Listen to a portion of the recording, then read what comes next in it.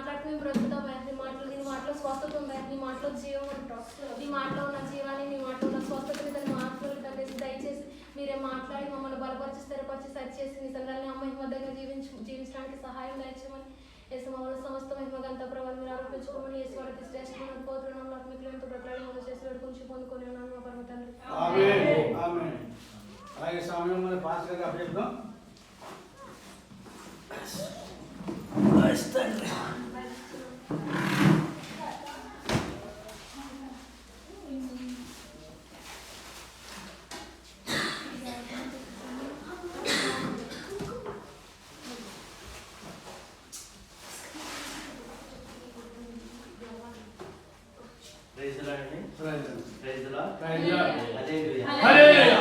ఇప్పుడు వచ్చిన సంఘ సభ్యులందరికీ మరి సంఘ పెద్దలకు మరి పాస్టర్ గారు నేరుగానే మరి పాస్టర్ గారికి కూడా మరి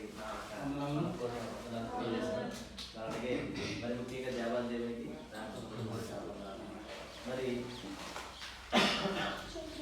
ఈ రోజున ఇలాగే మమ్మల్ని అందరినీ కలుసుకుని చర్చిలో కలుసుకోవడం రోజు ప్రతి వారం విజ్ఞాపన కూడా చర్చిలో కలుసుకోవడం చాలా ఆనందంగా ఉంది. దేవుడు ఇచ్చినటువంటి అవకాశాన్ని బట్టి దేవుడికి కలగాలని కోరుకుంటున్నాను. మరి ఒక చిన్న ప్రార్థనతో స్టార్ట్ చేసుకుందాం. అతి పరిశుద్ధ ప్రేమ కలిగిన మా ప్రియ తండ్రి, మీకే వందనాలు స్తోత్రాలు తండ్రి. ఎంత ప్రభావం చెల్లించుకుంటున్నాను ఆయన. 6 మంత్స్ తండ్రి. ఇదిగో తండ్రి, మరి ఉదయకాల సమయం తండ్రి ఎలా కూడుకుని తండ్రి వాక్య ధ్యానం చేస్తుండగా తండ్రి మీరే మాతో మాట్లాడండి తండ్రి. మాకు సహాయం చేయండి తండ్రి. మాట్లాడేది నేను కాదు కానీ తండ్రి, మరి మాట్లాడేది మీరే. మరి నా ద్వారా తండ్రి మరి మాట్లాడమని, మరి మా యొక్క తండ్రి మా యొక్క ఆధ్యాత్మిక జీవితాన్ని మెరుగుపరచమని తండ్రి, మరి ఇక్కడ ప్రతి ఒక్కరిని దీవించండి. మరి చక్కగా మరి వాక్యాన్ని విని తండ్రి వారి జీవితాలు ఫలింపజేసే దానికి సహాయం చేయమని, మీ యొక్క పరిశుద్ధాత్మ శక్తితో ప్రతి ఒక్కరికి ఇవ్వమని, మరి ఎటువంటి దుష్ట శక్తులు ఏర్పడి లేకుండా తండ్రి, ఎవరి జీవితంలో ఏర్పడి లేకుండా తండ్రి మరి అట్టి కృపను తండ్రి మీ యొక్క పరిశుద్ధాత్మ సహాయాన్ని దాన్ని దయచేయమని నజరేయుడైన యేసుక్రీస్తు నామమున అడిగి వేడుకుంటున్నాము పరలోకపు తండ్రి. ఆమేన్. ఆమేన్.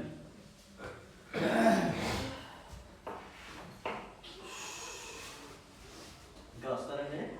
వస్తారు. లేట్ అయింది లేదు, మాకు ఇదే టైం. మాకంటే కొంచెం సరే, స్టార్ట్ చేసుకుందాం. ఈరోజు మనం అంశం గురించి చూద్దాం. అంశం గురించి చెప్పే ముందుగా జనరల్గా మనం సువార్త చేస్తాం కదండి. అవునండి, సువార్త చేస్తాం. మరి సువార్త చేస్తున్నప్పుడు దేవుడు ఒక వ్యక్తిని ప్రాముఖ్యంగా గుర్తించుకోమన్నాడు. ఒక వ్యక్తి అంటే గుర్తించుకోవడం అంటే ఆమె ఘనత ఉంటుంది, అందరూ గుర్తించుకుంటారు సువార్తకి. ఏ మరి అంటే కరెక్ట్గా చెప్పారు. బాగా మీకు మంచి వాక్య జ్ఞానం అనేది దేవుడు బాగా ఇచ్చిన దాన్ని బట్టి దేవుడికి వందనాలు. సో ఈరోజు మనం కొన్ని విషయాలు చూద్దాం. మగ్దలేని మరియ గురించి, సహోదరుల గురించి, అలాగే సహోదరుడు లాజరు గురించి, మరి ఆమె సహోదరు ఎవరంటే మార్త గురించి. సో మరి మన జీవితాల్లో మరి యేసు ప్రభు వారు మనకు చేసిన మేలుని బట్టి మనకు కృతజ్ఞత కలిగి ఉంటాం కదా. మరి అలాగే మరి యేసు ప్రభు గారి కాలంలో మరి ఆయన ప్రత్యక్షంగా ఆయనే మరి వాళ్ళతో ఉన్నప్పుడు మరి యేసు ప్రభు వారి దేవుడు కుమారుడని తెలుసుకుని ఆయనకి సమర్పించుకోవడానికి అంటే అప్పుడు మరి ఎంతో వాల్యూ అన్నమాట. ఏం వాల్యూ అంటే ఆమె ఏం తీసుకొచ్చిందంటే జటామాంసం, గుడ్డి తీసుకొచ్చింది అనమాట. సో ఆ యొక్క అత్తర్ అనేది చాలా కాస్ట్ ఎక్కువ అనమాట. అంత కాస్ట్ మరి భరించి కూడా దేవుని యొక్క కృతజ్ఞత కలిగి ఆయన్ని అభిషేకించాలి అన్నటువంటి కోరికతో మరి మగ్దలేని మరి చూద్దాం. మనం ఒకసారి చూద్దాం మగ్దలేని మరి ఏం చేసింది చదువుకుందాం వాక్యం ద్వారా. యోహాను సువార్త 12వ అధ్యాయం 1-8 చదవండి. కాబట్టి యేసు పొద్దున్న నుండి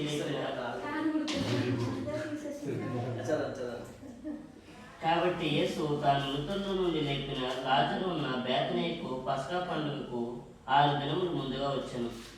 అక్కడ వారు ఆయనకు విందు చేసిరి. మార్త ఉపచారం చేసెను. లాజరు ఆయనతో కూడా భోజనముకు కూర్చున్న వారిలో ఒకడు. అప్పుడు మరియా మిక్కిలి విలువ గల అచ్చ జటామాంసి అత్తరు 1 సేరున్నర ఎత్తు తీసుకొని యేసు పాదములకు పూసి తన వెంట్రుకలతో ఆయన పాదములను తుడిచెను. ఇల్లు ఆ అత్తరు వాసనతో నిండెను. చదువుదాం. సో ఇక్కడ చూస్తే కనుక మిక్కిలి విలువ గల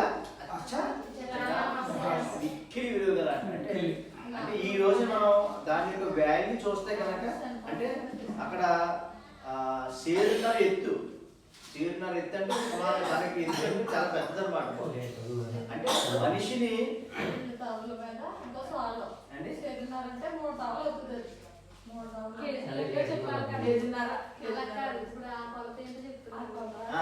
అంటే మీరు చెప్పింది కరెక్ట్ అండి. అంటే ఒకప్పుడున్న శరీరానికి ఇప్పుడు ఇంకో తేడా ఉండొచ్చు. యూదులకి వాళ్ళ వాళ్ళ కొలతలు మన కొలతలు తేడా వాళ్ళ కొలత మనం మరి పరిశీలించలేదు కానీ ఇది పెద్దదే అంటే పెద్దదే అని చెప్పేసి తెలుసు. ఎందుకంటే మరి అంత శరీరం ఎత్తు పెద్ద బాటిల్ తీసుకొచ్చిందంటే మామూలు మన సెంటిమెంట్ ఇంట్లో కూర్చుని ఎంత ఉంటుందని ఎంత ఉంటుంది కదా. అది మహా అయితే మనం అప్పుడప్పుడు చూసుకుంటాం. మరి అంత పెద్ద ఎత్తుగల శరీరం ఎత్తుగల తీసుకొచ్చిందంటే అది ఎంత వాల్యూ అంటే ఈ రోజున మన మనీ వాల్యూతో కన్వర్ట్ చేస్తే కనుక సుమారుగా 50 లక్షల రూపాయలు. 50 లక్షల రూపాయలు తెలియజేసేటువంటి జగన్ అప్పటి కాలానికి 2020 సంవత్సరాల క్రితం 2020 అప్పుడు అంటే సుమారుగా వాళ్ళు సగటు మనిషి సంపాదించే జీతం 6 నెలల జీతాన్ని ఒకేసారి అంటే ఆవిడ అంటే అప్పుడు అంటే జనరల్గా మనం ఒకసారి ఆలోచించాలి. 6 నెలల జీతం మనం 2 నెలల జీతం మనం ఇంకా అడ్వాన్స్గా మనం ఖర్చు చేయగలం. చెప్పాలంటే ఆమెకున్న సంపద అంతా కూడా గొడవపెట్టేసింది అనమాట. దీని అర్థం ఏంటంటే ఆమెకున్నటువంటి ఆస్తులు అన్ని అమ్మేసుకుందని అర్థం. సింపుల్గా చెప్పాలంటే మళ్ళీ వాల్యూలో చూసుకుంటే అంటే దేవుణ్ణి గణపరచాలి, దేవుణ్ణి మహిమపరచాలి అన్నటువంటి దేవుడు యేసుప్రభు వారిని కుమారునిగా అంగీకరించి మరి యేసుప్రభు వారి ఉన్న ప్రేమతో మరి ఆమె తన సమస్తాన్ని అమ్మి యేసుప్రభు వారికి జటామాంసంతో మరి ఇక్కడ చూస్తే కనుక పాదములు పూస్తాను తలవెంట్రుకలు ఆయన పాదములు తుడిచెను. అంత పెద్ద తీసుకొచ్చిందంటే ఉత్తి పాదాలు కడగలేదు కానీ తల నుంచి పోస్తే తల నుంచి అలాగే దిగి పాదాల దగ్గరకు వచ్చి పాదాల దగ్గర వచ్చినప్పుడు పాదాలతో దగ్గర ఉన్న తల వెంట్రుకలతో తుడిచింది అన్నమాట. చూడండి ఎంత ప్రేమ అంటే అసలు. సరే చదువుతాం నెక్స్ట్. ఆయన శిష్యులలో ఒకడు అనగా ఆయనను అప్పగింపనై ఉన్న ఇస్కరియోతు యూదా ఈ అత్తరెందుకు 300 దేనాలను కమ్మి పేదలకు ఇయ్యలేదనను. వాడు ఇలాగ చెప్పినది పేదల మీద ఇక్కడ 300 దేనారులకు అమ్మి అంటే 300 దేనాలు అంటే సుమారుగా 50 లక్షలు అంటే అంత కాస్ట్ అప్పట్లో అన్నమాట. దీన్ని బట్టి 50 లక్షలు సుమారుగా చెప్పారు కదా అంత వాల్యూ చేస్తారు. చదవండి. వాడు ఇలాగ చెప్పినది పేదల మీద శ్రద్ధ కలిగి కాదు గాని వాడు దొంగ అయ్యుండి తన దగ్గర డబ్బు సంచి ఉండినందున అందులో వేయబడినది దొంగిలించు వచ్చాను కనుక అలాగ చెప్పాను. కాబట్టి యేసు నన్ను పాతిపెట్టు దినమునకు ఆమెను దీన్ని ఉంచుకొననీయుడి. పేదలు ఎల్లప్పుడూ మీతో కూడా ఉందరు కానీ నేను ఎల్లప్పుడూ మీతో ఉండనని చెప్పాను. ఇక్కడ మనం చూస్తే కనుక ఇస్కరియోతు యోధ ఏం చేశారండి? అభ్యంతరం కలగజేశారు కదా, అడ్డుకున్నాడు. అంటే దేవుని యొక్క గొప్పతనాన్ని తెలుసుకోలేకపోయాడు.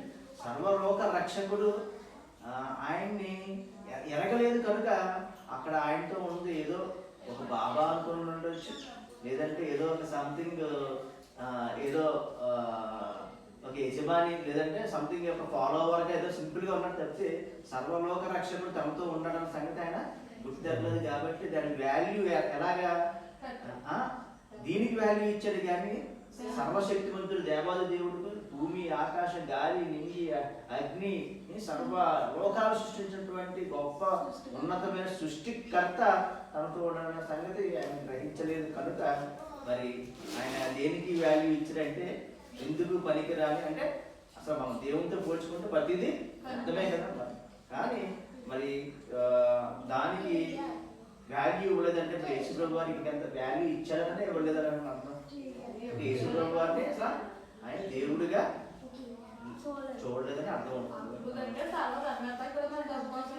అవును, అంటే అక్కడ చూస్తే కనుక అంటే ఏమనుకున్నాడంటే యేసుప్రభు వారిని అప్పగించేసిన తర్వాత మళ్ళీ ఎలాగోలా విడిపించేసి వచ్చేస్తాడలే అని చెప్పేసి అంటే చంపేస్తారన్న సంగతి అతనికి తెలియదు. కానీ కాకపోతే డబ్బుకి మీద వ్యామోహంతో మరి యేసుప్రభు వారిని ఆయన గొప్ప దేవుడు అంటే గొప్ప బోధకులాగే చూశాడు తప్పితే మరి నిజంగా మనం ఆ సిచ్యువేషన్ మనం ఉంటే కనుక మరి మనం ఎలా ఉంటామని చెప్పండి. అసలు మనం గ్రహిస్తాం యేసుప్రభు నిజమైన దేవుడు. మనం సింపుల్గా మాట్లాడేసుకుంటాం యేసుప్రభు గురించి, కానీ మనం ఆ సిచ్యువేషన్ మనం ఉంటే మనం గ్రహించగలిగి ఉంటాం.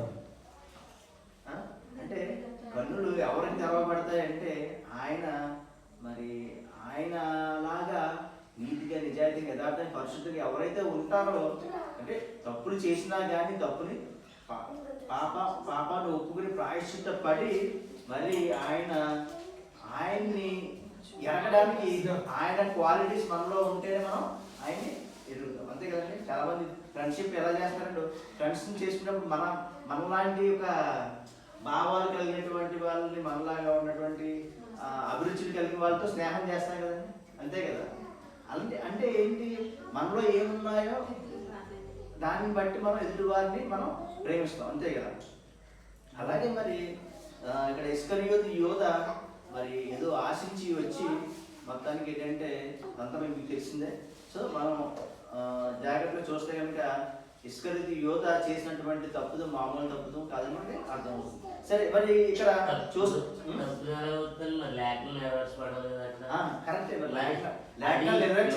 యోధ అవ్వచ్చు, లేకపోతే 12 మంది శిష్యులు ఎవరంటావనే కానీ ఖచ్చితంగా లేఖనం నెరవేర్చబడాలంట. అదే లేఖనాలు నెరవేర్చబడాలి అంటే లేఖనాలు నెరవేర్చబడాలి.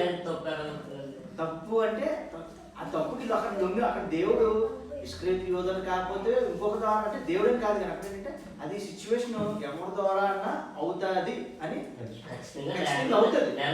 అది ఇస్కరియోతు యోధ ద్వారా అవ్వచ్చు, కాకపోతే ఇంకొకరున్నా అవుతుంది. కానీ ఇక్కడ ఏంటంటే ఎవరైతే వీక్ గా ఉంటారో వాళ్ళ ద్వారా అవుతుంది అని అర్థం. మీకు అర్థమవుతుందండి. లేక నెరవేర్చబడాలంటే ఇస్కరియోతు యోధ ద్వారానే నెరవేర్చబడాలి అని కాదు. సంబంధం లేదండి. అక్కడ ఏంటంటే దేవుడికి ఆల్రెడీ ముందుగా తెలుసు కాబట్టి అక్కడ అంటే ఆయన ముందుగానే కొన్ని కోట్ల సంవత్సరాల ముందుగానే గ్రహించగలడు. ఇప్పుడు ఫర్ ఎగ్జాంపుల్ మనం ఏదైనా వండుతున్నాం అనుకోండి, మనం వండుతున్నప్పుడు మనం సరిగ్గా దాని మీద కాన్సన్ట్రేట్ చేయకపోతే కొంతవరకు మనకు ఇది సరిగ్గా రాదులే అని మనం కంచెనే వేస్తాం. అంటే అది ఇంకా పూర్తి అవ్వకుండానే ఒక కంచెనే వచ్చేస్తుంది. అంటే మనకున్న జ్ఞానాన్ని బట్టి, మనకున్న జ్ఞానాన్ని బట్టి కొంత సమయాన్ని బట్టి అంత చేస్తున్నాం. కానీ ఆయన సర్వోన్నతుడు. ఆయన ఎన్ని కోట్ల సంవత్సరాల ముందే చూడగలడు అన్నమాట. అంటే అన్నం వండుతున్నట్టు ఓకే ఇది ఇలాగ ఉందన్నమాట పరిస్థితి అప్పుడే గ్రహించగలడు అనమాట. అప్పటికే తెలుస్తుంది అనమాట. అంటే ఇప్పుడుకున్న మానవాళ్ళని బట్టి ఓకే ఈ మానవుల్లో ఎవడో ఖచ్చితంగా ఉన్న పాపాన్ని బట్టి ఎవడో అప్పగిస్తారు అని లేఖనాలు ఉన్నాయి. కానీ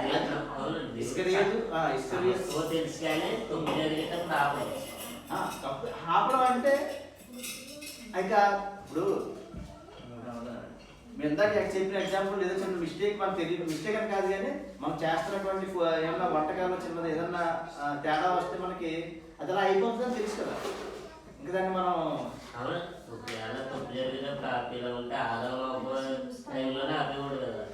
అదే దేవుడు ఏంటంటే ఇచ్చింది గొప్ప. అంటే ఇక్కడ ఆపడం గురించి దేవుడు ఎప్పుడు కూడా మన జీవితాల్లో ఆయన మీరు ఇలాగే చేయండి, మీరు ఇలాగే అని మనల్ని ఫోర్స్ చేయడు అంటే ఇస్తారు, చెప్తాడు. మీరు ఇలా వెళ్తే మీ ప్రాబ్లం ఇది, ఇలా వెళ్తే మీ ప్రాబ్లం ఇలా వస్తుంది అని చెప్తాడు. ఇన్స్ట్రక్షన్స్ ఇస్తాడు. అది వెళ్ళకూడదా వెళ్ళాలా అన్నది మనం నిర్ణయించుకోవాలి అంతే. అంటే మనం స్వేచ్ఛ, దేవుడు ఇచ్చిన గొప్ప వరం ఏంటంటే స్వేచ్ఛ. అది ఆ స్వేచ్ఛ స్వతంత్రం. నిజంగా మనుషులకి ఇచ్చినటువంటి గొప్ప స్వతంత్రం ఏంటంటే స్వేచ్ఛ. మనం అన్ని జీవుల్లోకెల్లా ఇచ్చినటువంటి గొప్ప భాగ్యం మనమే, మనకున్న స్వేచ్ఛ. ఎందుకంటే మనం ఆయన రూపంలో చేయబడ్డాం కాబట్టి, మనం ప్రేమించాడు కాబట్టి తన కుమారులకు ఇచ్చినటువంటి స్వేచ్ఛను బట్టి ఆయన ఏది కూడా మన ఎవ్వరిని కూడా బలవంతం చేయలేదు. కాబట్టి మనం చేసుకున్నటువంటి స్వయం కృప అపరాధాలే ఉంటాయి తప్పితే సొంత ఆలోచన. సరే మరి వెనక్కి వద్దాం, చదవండి నెక్స్ట్. కాబట్టి యేసు నన్ను పాతి పెట్టి ఒక 5 కదండి. ఓకే, ఇక్కడ పేదలు ఎల్లప్పుడూ మీతో కూడా ఉందురు కానీ నేను ఎల్లప్పుడూ ఉండనని. మీరు ఇక్కడ జాగ్రత్తగా గమనిస్తే మరి యేసు ప్రభు వారు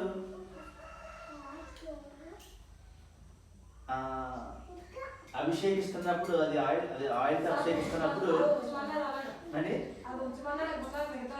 జనరల్గా మన జ్ఞానాన్ని ఉపయోగిస్తే, ఫర్ ఎగ్జాంపుల్ నిజంగా యుద్ధ చెప్పింది కరెక్టే కదా, ఖర్చు పెట్టి శుభార్త పనికి వస్తుంది కదా, మళ్ళీ నేను అది నాకు అభిషేకించబడి వేస్ట్ చేయడం ఎందుకని మనం అనుకుంటాం కదా అని, అంతేనా? ఆ పరిస్థితులు ఉంటే కనుక మనం కూడా ఇస్రాయేలు యోధులాగా ఆలోచిస్తాం. ఏంటి ఆయన ఫర్ ఎగ్జాంపుల్ పాస్టర్ గారు వచ్చారండి, పాస్టర్ ఫర్ ఎగ్జాంపుల్ గొప్ప దైవజనులు వచ్చారు. దైవజనులు వచ్చినప్పుడు ఆయన బాలా మనకి ఏంటంటే జనరల్గా మనకి ఇక్కడ జరిగేదండి బాలాభిషేకమే కదా.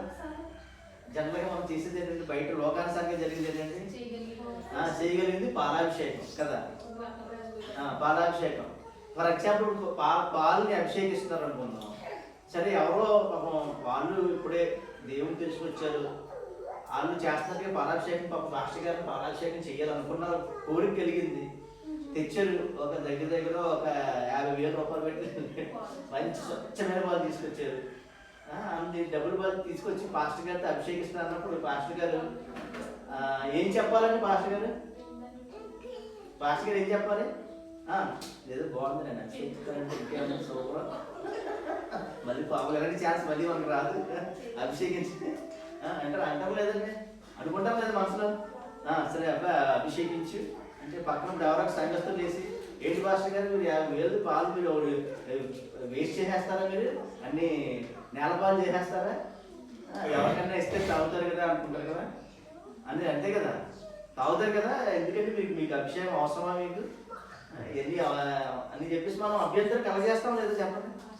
కానీ ఆ పాస్టర్ గారు కాబట్టి అంటే అక్కడ ఇస్కరియోతు యోధా కూడా అలాగే అనుకున్నాడు. మీకు అర్థమవుతుందండి? ఇస్కరియోతు యోధా కూడా అలాగే అనుకున్నాడండి. మాస్టర్ గారే అనుకున్నాడు, అంతే, మనిషే అనుకున్నాడు. సో ఇక్కడ మరి యేసు ప్రభు వారు ఏం చెప్పాడంటే, సరే బాగుంటుంది చక్కగా అందరు చేస్తానంటారు, సరే చేయని, ఎందుకు ఇస్కరియోతు యోధాని అభ్యంతరం కలగజేస్తావు, భేదాలు ఎల్లప్పుడు ఉంటారు కానీ చేయని అని చెప్పేసి అన్నారు. అప్పుడు మరి మనం ఎలా ఆలోచిస్తాం? మనం ఇప్పుడు తెలుసు కాబట్టి, సర్వలోక రక్షకుడు కాబట్టి మనం యాక్సెప్ట్ చేయడానికి రెడీగా ఉన్నాం. మరి వేస్ట్ చేస్తున్నారన్న, వేస్ట్ అవుతుందన్నది జాగ్రత్తగా పరిశీలిస్తే కనుక వేస్ట్ అవుతుంది కదండి. వేస్ట్ అవుతుంది అన్న ఆలోచన వచ్చింది అంటే మనం దేవుని శక్తి, దేవుని యొక్క ఆయన మనం గొప్పతనాన్ని మనం గ్రహించలేదని మనకి అర్థమవుతుంది కదా. సరే, మరి ఇక్కడ మీరు పాయింట్ ఏంటంటే, నిజంగా ఇప్పుడు ఉన్న పరిస్థితుల్లో మరి దేవుడు ఇచ్చేటువంటి వాల్యూ, ఫర్ ఎగ్జాంపుల్ యేసుప్రభు గారు ఇప్పుడు వచ్చారు అనుకుందాం. మనం ఆయన వచ్చినప్పుడు మనం ఏం చేస్తాం చెప్పండి? ఫర్ ఎగ్జాంపుల్ యేసుప్రభు గారు సంఘానికి ఇలాగ వచ్చారు, సడన్గా వచ్చారు, ప్రసంగం చేస్తుంటే మాట్లాడుతుంటే యేసుప్రభు గారు వచ్చారు, వదుకుందాం ఇలా సార్ ఇంకా దిగారు, ప్రత్యక్షం చేశారు. అప్పుడు ఏమంటాం మనం? మీకు ఏం కావాలన్నా మాకు సర్వం ఇచ్చేస్తామని, మనకి వాల్యూ, మనలో ఉన్నటువంటి ఏంటి, మనకున్న ఆస్తులన్నీ మొత్తం ఏమేమి ఉన్నా కానీ తీసుకొచ్చి ఆయన దగ్గర కాలు దగ్గర పెట్టేద్దాం అనుకున్నా, అంత ప్రేమ వస్తుంది కదా, వస్తుంది కదా, లేదండి వస్తుంది కదా. అంటే మరి ఆయన్ని ప్రేమించడానికి మనకి ఏంటంటే, మనకి ఉన్నటువంటి పరిధిలో ఆలోచించి మనం సర్వం ఇవ్వడానికి రెడీ అవుతున్నాం. సో మనం ఆయనకి ఇచ్చేటువంటి గొప్ప గౌరవం అనుకోవచ్చు, గొప్ప దాన్ని ఏమంటారంటే ప్రేమ. మరి ఇక్కడ చూస్తే కనుక పేదలు ఎల్లప్పుడూ మీతో కూడా ఉందిరు కానీ నేను ఎల్లప్పుడూ మీతో కూడా ఉండను. పేదలు ఎల్లప్పుడూ ఉందురు అంటే ఆయన స్టేట్మెంట్ చూడండి. ఆయన సత్యవంతుడు కనుక అప్పుడు పేదలు ఉన్నారు, తర్వాత ముందు పేదలు ఉన్నారు, మరి తర్వాత రాజులు ఎన్నో రాజులు కొంతమంది ఏరారు, ఇప్పుడు పేదలు ఉన్నారు. అంటే దాని అర్థం ఏంటంటే మనుషులు తమను తాము పరిపాలించుకోలేరు. ఎందుకంటే మనిషిని పరిపాలించుకున్నప్పుడు కంపల్సరిగా అన్యాయం ఎక్కడో దిక్కున జరుగుతుంది, న్యాయం జరుగుతుంది. కానీ పేదవాళ్ళ వాళ్ళు ఎప్పటికీ అలా మిగిలిపోతారు, ఎందుకంటే అన్యాయం జరుగుతుందని అర్థమైంది కదా, అంతే కదండి. అంటే పేదలు అప్పుడు ఉన్నారు, ఇప్పుడు ఉన్నారు, పేదలు తర్వాత ఉంటారు. అంటే నిజంగా ఆలోచిస్తే చక్కగా మనం ఇప్పుడు మనమే పరిపాలించుకుంటున్నాం. గవర్నమెంట్ వచ్చి ఇప్పుడు రాజులు లేదు, రాజుల చేతులు లేదు, మనమే పరిపాలించుకుంటున్నాం లేదండి. మన ప్రజాపాలన ఇప్పుడు మన ఈ పాలనలో మనమే పాలించుకుంటున్నప్పుడు మరి పేదలు లేకుండా చేసుకున్నటువంటి శక్తి మనకు ఉందా లేదా? ఉందా లేదా చెప్పండి. మరి ఎందుకు ఇంకా స్టిల్ పేదలుగా ఉన్నారంటే మన పాలనలో కూడా అంత న్యాయం అనేది అన్యాయం అనేది ఉంది కాబట్టి ఇంకా పేదలు అనేవారు ఉన్నారు. కాబట్టి ఇక్కడ దేవుడు ముందుగానే అంటే పేదలు ఎల్లప్పుడూ ఉంటారు అంటే దాని అర్థం ఏంటంటే ఆయన పేదవాళ్ళని ఏదో తప్పు చేయడం కాదు, కానీ ఇక్కడ దాని అర్థం ఏంటంటే పేదలు ఎల్లప్పుడూ అంటే మనం పరిపాలించుకోలేరు, వీళ్ళ ఇక ఎల్లప్పుడూ ఉంటారు. కానీ నేను మీతో ఎల్లప్పుడూ ఉండను కాదు కాబట్టి ఇప్పుడు జరుగుతున్నటువంటి కార్యం సమంజసమే. ప్లస్ ఇంకోటి ఏంటంటే అభిషేకించబడ్డానికి కారణం ఏంటంటే ఆయన అంటే యూదుల ఆచారం ప్రకారం ఏంటంటే వాళ్ళు కొంతమంది చనిపోయిన తర్వాత ఏం చేస్తారంటే అవి మొత్తం అన్ని రకరకాల లేపనాలతో పోస్తారనమాట. సో అలాగే మరి ఈమె చేస్తున్నటువంటి కార్యం యేసు ప్రభు వారు ముందుగానే గ్రహించి మరి ఇది తనకు మహిమపరచడానికి, మహిమలోని ప్రవేశించడానికి ముందు అంటే మహిమలోని ప్రవేశించడం అంటే చెప్పండి, మహిమలోకి ప్రవేశించడం అంటే చెప్పండి అండి. అదే చాలా మంది చూస్తాం కదా బోర్డులు, మహిమ ప్రవేశం అని బోర్డు పెడతారు కదా, చాలా ఇప్పుడు నిజంగా మహిమలోకి వెళ్ళారు లేదో అని తెలియదు, కానీ వాళ్ళు అడిగి డిక్లేర్ చేసేస్తారు మహిమ ప్రవేశం అంటే మహిమలోకి వెళ్ళడం అంటే చనిపోవడం అన్నమాట. అర్థమైందా? అంటే మన నిజంగా గొప్ప దేవుణ్ణి అనుగుణంగా పట్టిన వారు మొత్తం గొప్ప దాన్ని ఏమంటారంటే గొప్ప దేవుని భక్తులు అయితే కనుక ఖచ్చితంగా మహిమలోకి మనం ప్రవేశిస్తాం. కానీ మనం ఈరోజు అందరం కూడా ఉపయోగించేసుకుంటున్నాం మహిమ ప్రవేశం అని చెప్పి. సో ఏదైనా దేవుడు ఆయన అభిషేకించడం ద్వారా ఆయన ఆ గొప్ప భాగ్యం ఎవరికి దక్కిందంటే ఆయన అభిషేకించడం భాగ్యం అది అమ్మగారికి. సరే మరి నెక్స్ట్ ఇంకోటి చూద్దాం. మత్తయి సువార్త 26:6-13 చదవండి. యేసు బేతనీలో కుష్ఠరోగి అయిన సీమోను ఇంట ఉన్నప్పుడు ఒక స్త్రీ మిక్కిలి విలువగల అద్దరుపుడి తీసుకుని ఆయన యొద్దకు వచ్చి ఆయన భోజనమునకు కూర్చుండగా దానిని ఆయన తల మీద పోసెను.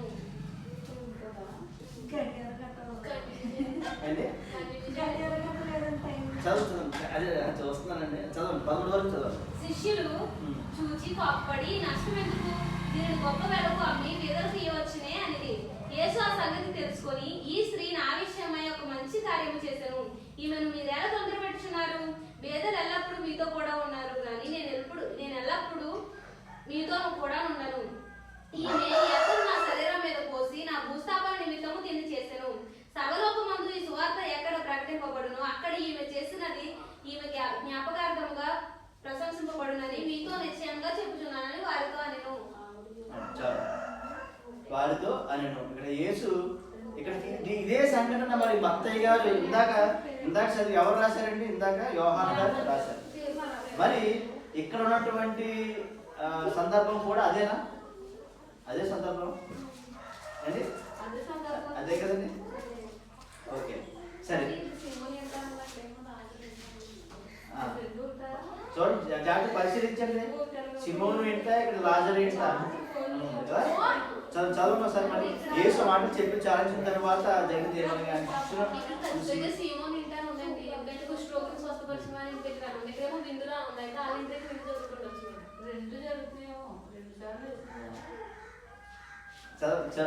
చూద్దాం ఒకటొకటి. అప్పుడు ఒకటే చూడండి. అప్పుడు 2 దినములైన పిమ్మట పస్కా పండుగ వచ్చునని. ఏంటంటే ఇక్కడ 2 దినములైన పిమ్మట అంటే 2 దినాల్లో పస్కా పండుగ వస్తుంది అనమాట. ఆ వచ్చే ముందుగానే మరి యేసు ప్రభు వారు సిలువకు అప్పగించబడతారని తెలిసి అప్పుడు ఆయన అంటే ఇక్కడ జాగ్రత్తగా పరిశీలిస్తే కనుక ఆయన చంపడానికి చాలా మంది చూస్తున్నారు. ఏం చేస్తున్నారంటే చాలా మంది చంపడానికి. ఎందుకు చంపడానికి చూస్తున్నారు అంటే దీనికి ముందు ఏం జరుగుతుందంటే అంటే అంత మనం చదివితే మనకి టైం పడుతుంది. కానీ లాజరు మనందరూ తెలుసు కదా, లాజరు చనిపోయినప్పుడు తిరిగి లేపుతాడు. మరి మనం ఇక్కడ మరియా గురించి అలాగే మార్త గురించి చూస్తే కనుక జనరల్గా మన అందరికి తెలిసినట్టు మరియా పరిచయం చేసేది ఎవరంటే మార్త.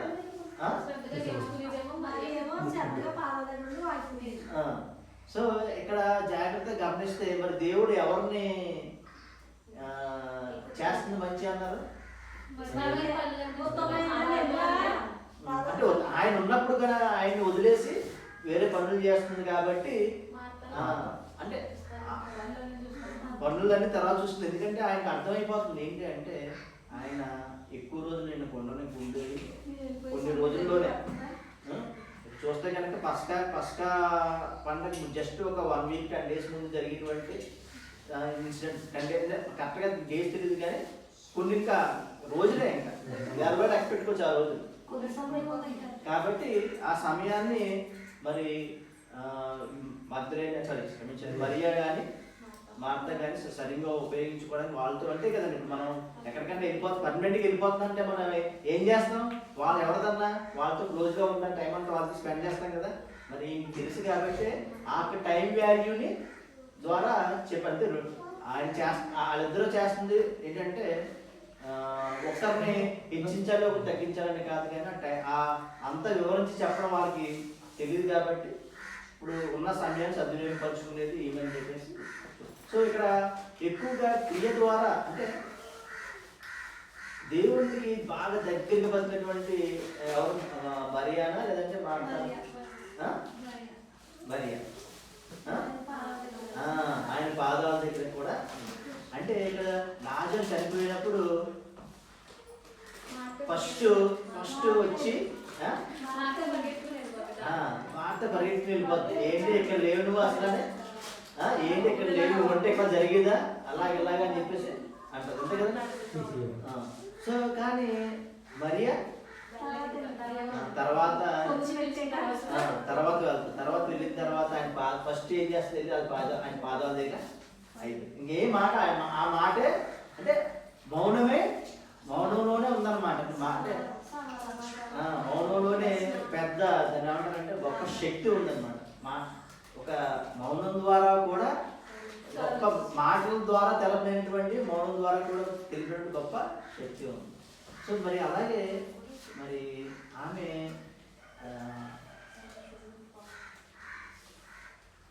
కన్నీటితో పాదాలు పడ్డప్పుడు యేసు ప్రభు వారు ఆ మౌనానికి అర్థం గ్రహించుకుని వెంటనే ఏం చేస్తారు, లాజరుని లేపారు కదా. లాజరుని ఇప్పుడు లాజరు లేచిన తర్వాత చాలామంది సంతోషించారు, కొంతమంది అంటే అసూయ పడ్డం కాదు కానండి. కొంతమంది ఏం చేశారంటే కుట్ర పడ్డది. అసూయ పడ్డం అంటే యేసు చంపడానికి ప్రయత్నం చేశారు. ఎందుకంటే యేసు ప్రభు వారు చేస్తున్న కార్యాన్ని బట్టి అక్కడ ఉన్నటువంటి యూదుల్లో కలవరం పుట్టింది. ఏం పుట్టింది? కలవరం పుట్టి. ఎందుకు కలవరం పుట్టింది అంటే యూదులకి అప్పుడున్న యూదులకి రోమా గవర్నమెంట్కి పడేది కాదు. ఇప్పుడు ఎలాగా అంటే మనకి ఇప్పుడు గవర్నమెంట్ ఉందండి, మన గవర్నమెంట్ ఉంది, నక్సలైట్లు ఉన్నారు. ఫర్ ఎగ్జాంపుల్ నక్సలైట్లు ఎవరు? మన ప్రజలే, మామూలు ప్రజలే కదా, మనుషులే కదా, మామూలు వాళ్ళు పరిపాలనలో ఉన్న వాళ్ళే కదా. కానీ వీళ్ళకి ఎందుకు సెపరేట్ అయిపోయారు? లక్ష్యంలో పేదవాళ్ళకి న్యాయం జరగట్లేదనే కదా అలా పోరాటం అనేది కూడా. అలాగా ఒకప్పుడు యూదుల్లో కూడా ఒక వర్గం ఉండేదన్నమాట. రామా ప్రభుత్వం చేసేటువంటి పాలనని వాళ్ళు అంగీకరించకుండా ఆ యొక్క పాలనని ఏం చేశారంటే వ్యతిరేకించేవారు. సో అలా కొంతమంది ప్రజలు ఏం చేశారంటే ఇలాగ యేసు ప్రభు గారు కార్యాలు చేస్తుంటే కనుక రోమీలు వచ్చి రోమీలు ఈయన్ని ఇంకా ఉన్నస్థానం తీసుకెళ్ళిపోతే మన యొక్క యూదులు భవిష్యత్తు ఏంటి, ఇంకా రోమా సామ్రాజ్యం బలపడిపోతుంది అని చెప్పి ఈయన్ని ఎలాగైనా చంపాలి, అది కూడా దాన్ని ఏమంటారంటే వాళ్ళు చేతి మట్టి అంటుకోకుండా చంపాలనే టైప్లో ట్రై చేస్తారు. సో ఫైనల్గా ఏంటంటే యేసు ప్రభు గారిని చంపడానికి మెయిన్ చాలా కారణాలు ఉన్నాయి, కానీ ఫైనల్గా మనకి ఆయన అప్పగించడానికి ముందు కారణం ఏంటంటే లాజర్ గారిని లేపడం కూడా ఒక కారణం. సో అందుకనే యేసు ప్రభు వారు ఇక్కడికి యాక్చువల్గా మనకి ఈ సందర్భంలో ఎక్కడ జరుగుతుంది అంటే, ఇందాక మనం అష్ట జటామోసం జరిగింది ఎక్కడ ఎవరింటి జరిగిందంటే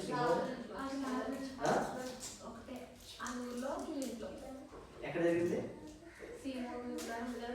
సీమోన్ ఇంట్లో ఉంది కదా. ఓకే, సీమోన్ ఇంట్లో కరెక్టే చెప్తాను మీకు, అది క్లారిటీ ఇస్తాను. సో ఇప్పుడు సీమోని ఇంట అలాంటి విందు జరుగుతున్నప్పుడు బయట పరిస్థితులు ఎలా ఉన్నాయో తెలుసండి. బయట పరిస్థితులు ఎలా ఉన్నాయంటే చాలా భయంకరంగా ఉంది. పస్కా పండుగ 2 రోజుల ముందు విందు జరుగుతున్నట్టుగా ఉంది కదా. సో మరి పస్కా పండుగ జరుగుతుందంటే యూదులు, ప్రపంచంలో ఉన్న యూదులు అందరూ కూడా యెరూషలేము వెళ్ళి చేరతారన్నమాట. అందరూ యెరూషలేముకి వెళ్ళి చేరుతున్నప్పుడు యెరూషలేము ఎలా ఉంటుందంటే గొప్ప పండగలా ఉంటుంది కదా.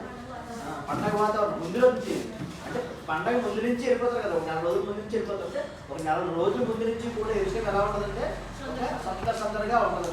అలాంటి సందర్భంలో మరి ఇంకా శాస్త్రులు పరిశీలు యేసు గారిని చంపడానికి ప్రయత్నం చేస్తూ ఉంటారు.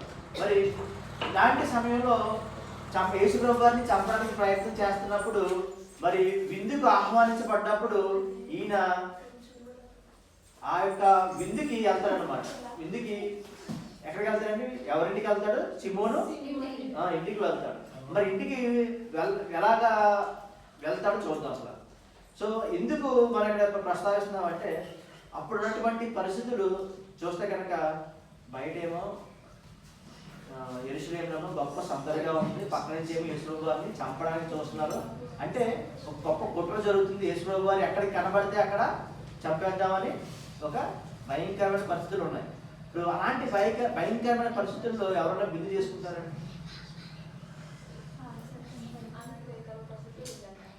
అంటే ఇప్పుడు యేసు గారిని చంపడానికి కుట్ర పడుతున్నారు. మళ్ళీ చదవండి ఒకసారి 26:3.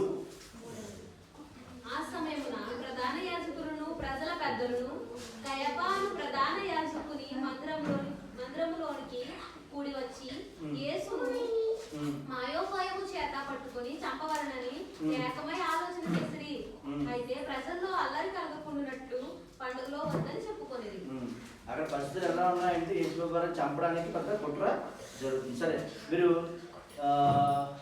మనం ఏదన్నప్పుడు సువార్త, ఈరోజు సువార్త ఎలా ఉందంటే పరిస్థితి బయట పరిస్థితులు అయితే బాగోలేదు సువార్త చేయడానికి కదా. ఎన్నో అడ్డంకులు వస్తున్నాయి. మరి ఇలాంటి అడ్డంకులు ఉన్నా కానీ మనం ఏం చేయాలి? సువార్త చేయాలి. ఎందుకంటే ఇక్కడ ఉన్నటువంటి పరిస్థితులు బట్టి చూస్తే కనుక బయట ఆ యొక్క యెరూషలేములో కానీ అక్కడ కానీ పరిస్థితులు భయంకరంగా ఉన్నాయి. మరి యేసు ప్రభు వారు పస్కా పండుగ ముందు విందు చేసుకోవడానికి మరి ఆ విందు అనేది ఎలా జరుగుతుంది అంటారు? బహిరంగంగా అందరికి చెప్పినా జరుగుతుందా అంటే లోపల జరుగుతుంది కదా. లోపల అది గుర్తుంచుకోండి పాయింట్. సరే, మరి నెక్స్ట్ చదవండి. యేసు కుష్ఠరోగి అయిన సీమోను ఇంటనున్నప్పుడు ఒక స్త్రీ మిక్కిలి విలువగల అత్తరుబుడ్డి తీసుకొని ఆయన ఎద్దకు వచ్చి ఆయన భోజనమునకు కూర్చుండగా దానిని ఆయన తల మీద పోసెను. శిష్యులు చూచి కోపపడి, ఈ నష్టం ఎందుకు? దీనిని గొప్ప వెలకు అమ్మి బీదలకు ఇయ్యవచ్చునే అనేది. యేసు ఆ సంగతి తెలుసుకొని, ఈ స్త్రీని ఆ విషయమై ఒక మంచి కార్యం చేశాను. ఈమెను మీరెలా తొందర పెట్టుచున్నారు? బీదలు ఎల్లప్పుడూ మీతో కూడా ఉన్నారు గాని నేను ఎల్లప్పుడూ మీతో కూడా ఉండను. ఈమె ఈ అత్తరు నా శరీరం మీద పోసి నా భూస్థాపన నిమిత్తం దీన్ని చేశాను. సర్వలోకమందు ఈ సువార్త ఎక్కడ ప్రకటింపబడునో అక్కడ ఈమె చేసినది ఈమె జ్ఞాపకార్థం ప్రశంసించబడునని మీతో నిశ్చయంగా చెప్పుతున్నానని వారితో అనను. మనం ఒకసారి 13వ వాక్యం పరిశీలిద్దామండి. ఇంకా మనం చాలా పరిశీలించాలి. ప్రస్తుతం సందర్భం వచ్చింది కాబట్టి ఇది ఒకటి పరిశీలిద్దాం. సర్వలోకమందు సువార్త ఎక్కడ ప్రకటింపబడినో ఎవరు చేసిందండి? ఈమె చేసింది. ఏమంటే ఎవరు? మరియ చేసింది. మరి మనం సువార్త చేస్తున్నప్పుడు ఈమె చేసిన కార్యం గురించి మనం చెప్పుకుంటామా అండి? చెప్పండి. మరియ చేసినటువంటి కార్యం మనం చెప్పుకుంటామా? పుట్టింది అంటే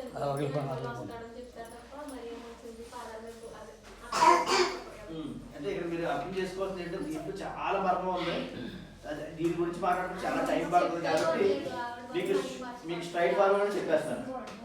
సో సువార్త ఎక్కడ ప్రకటింపబడినో అక్కడ ఈమె చేసినది జ్ఞాపకార్థంగా ప్రశంసించబడునని మీతో నిశ్చయంగా చెప్తున్నారని యేసుప్రభు వారు అన్నారు. మరి యేసుప్రభు వారు అన్నారంటే మరి జరగాలి. జరుగుతుందండి.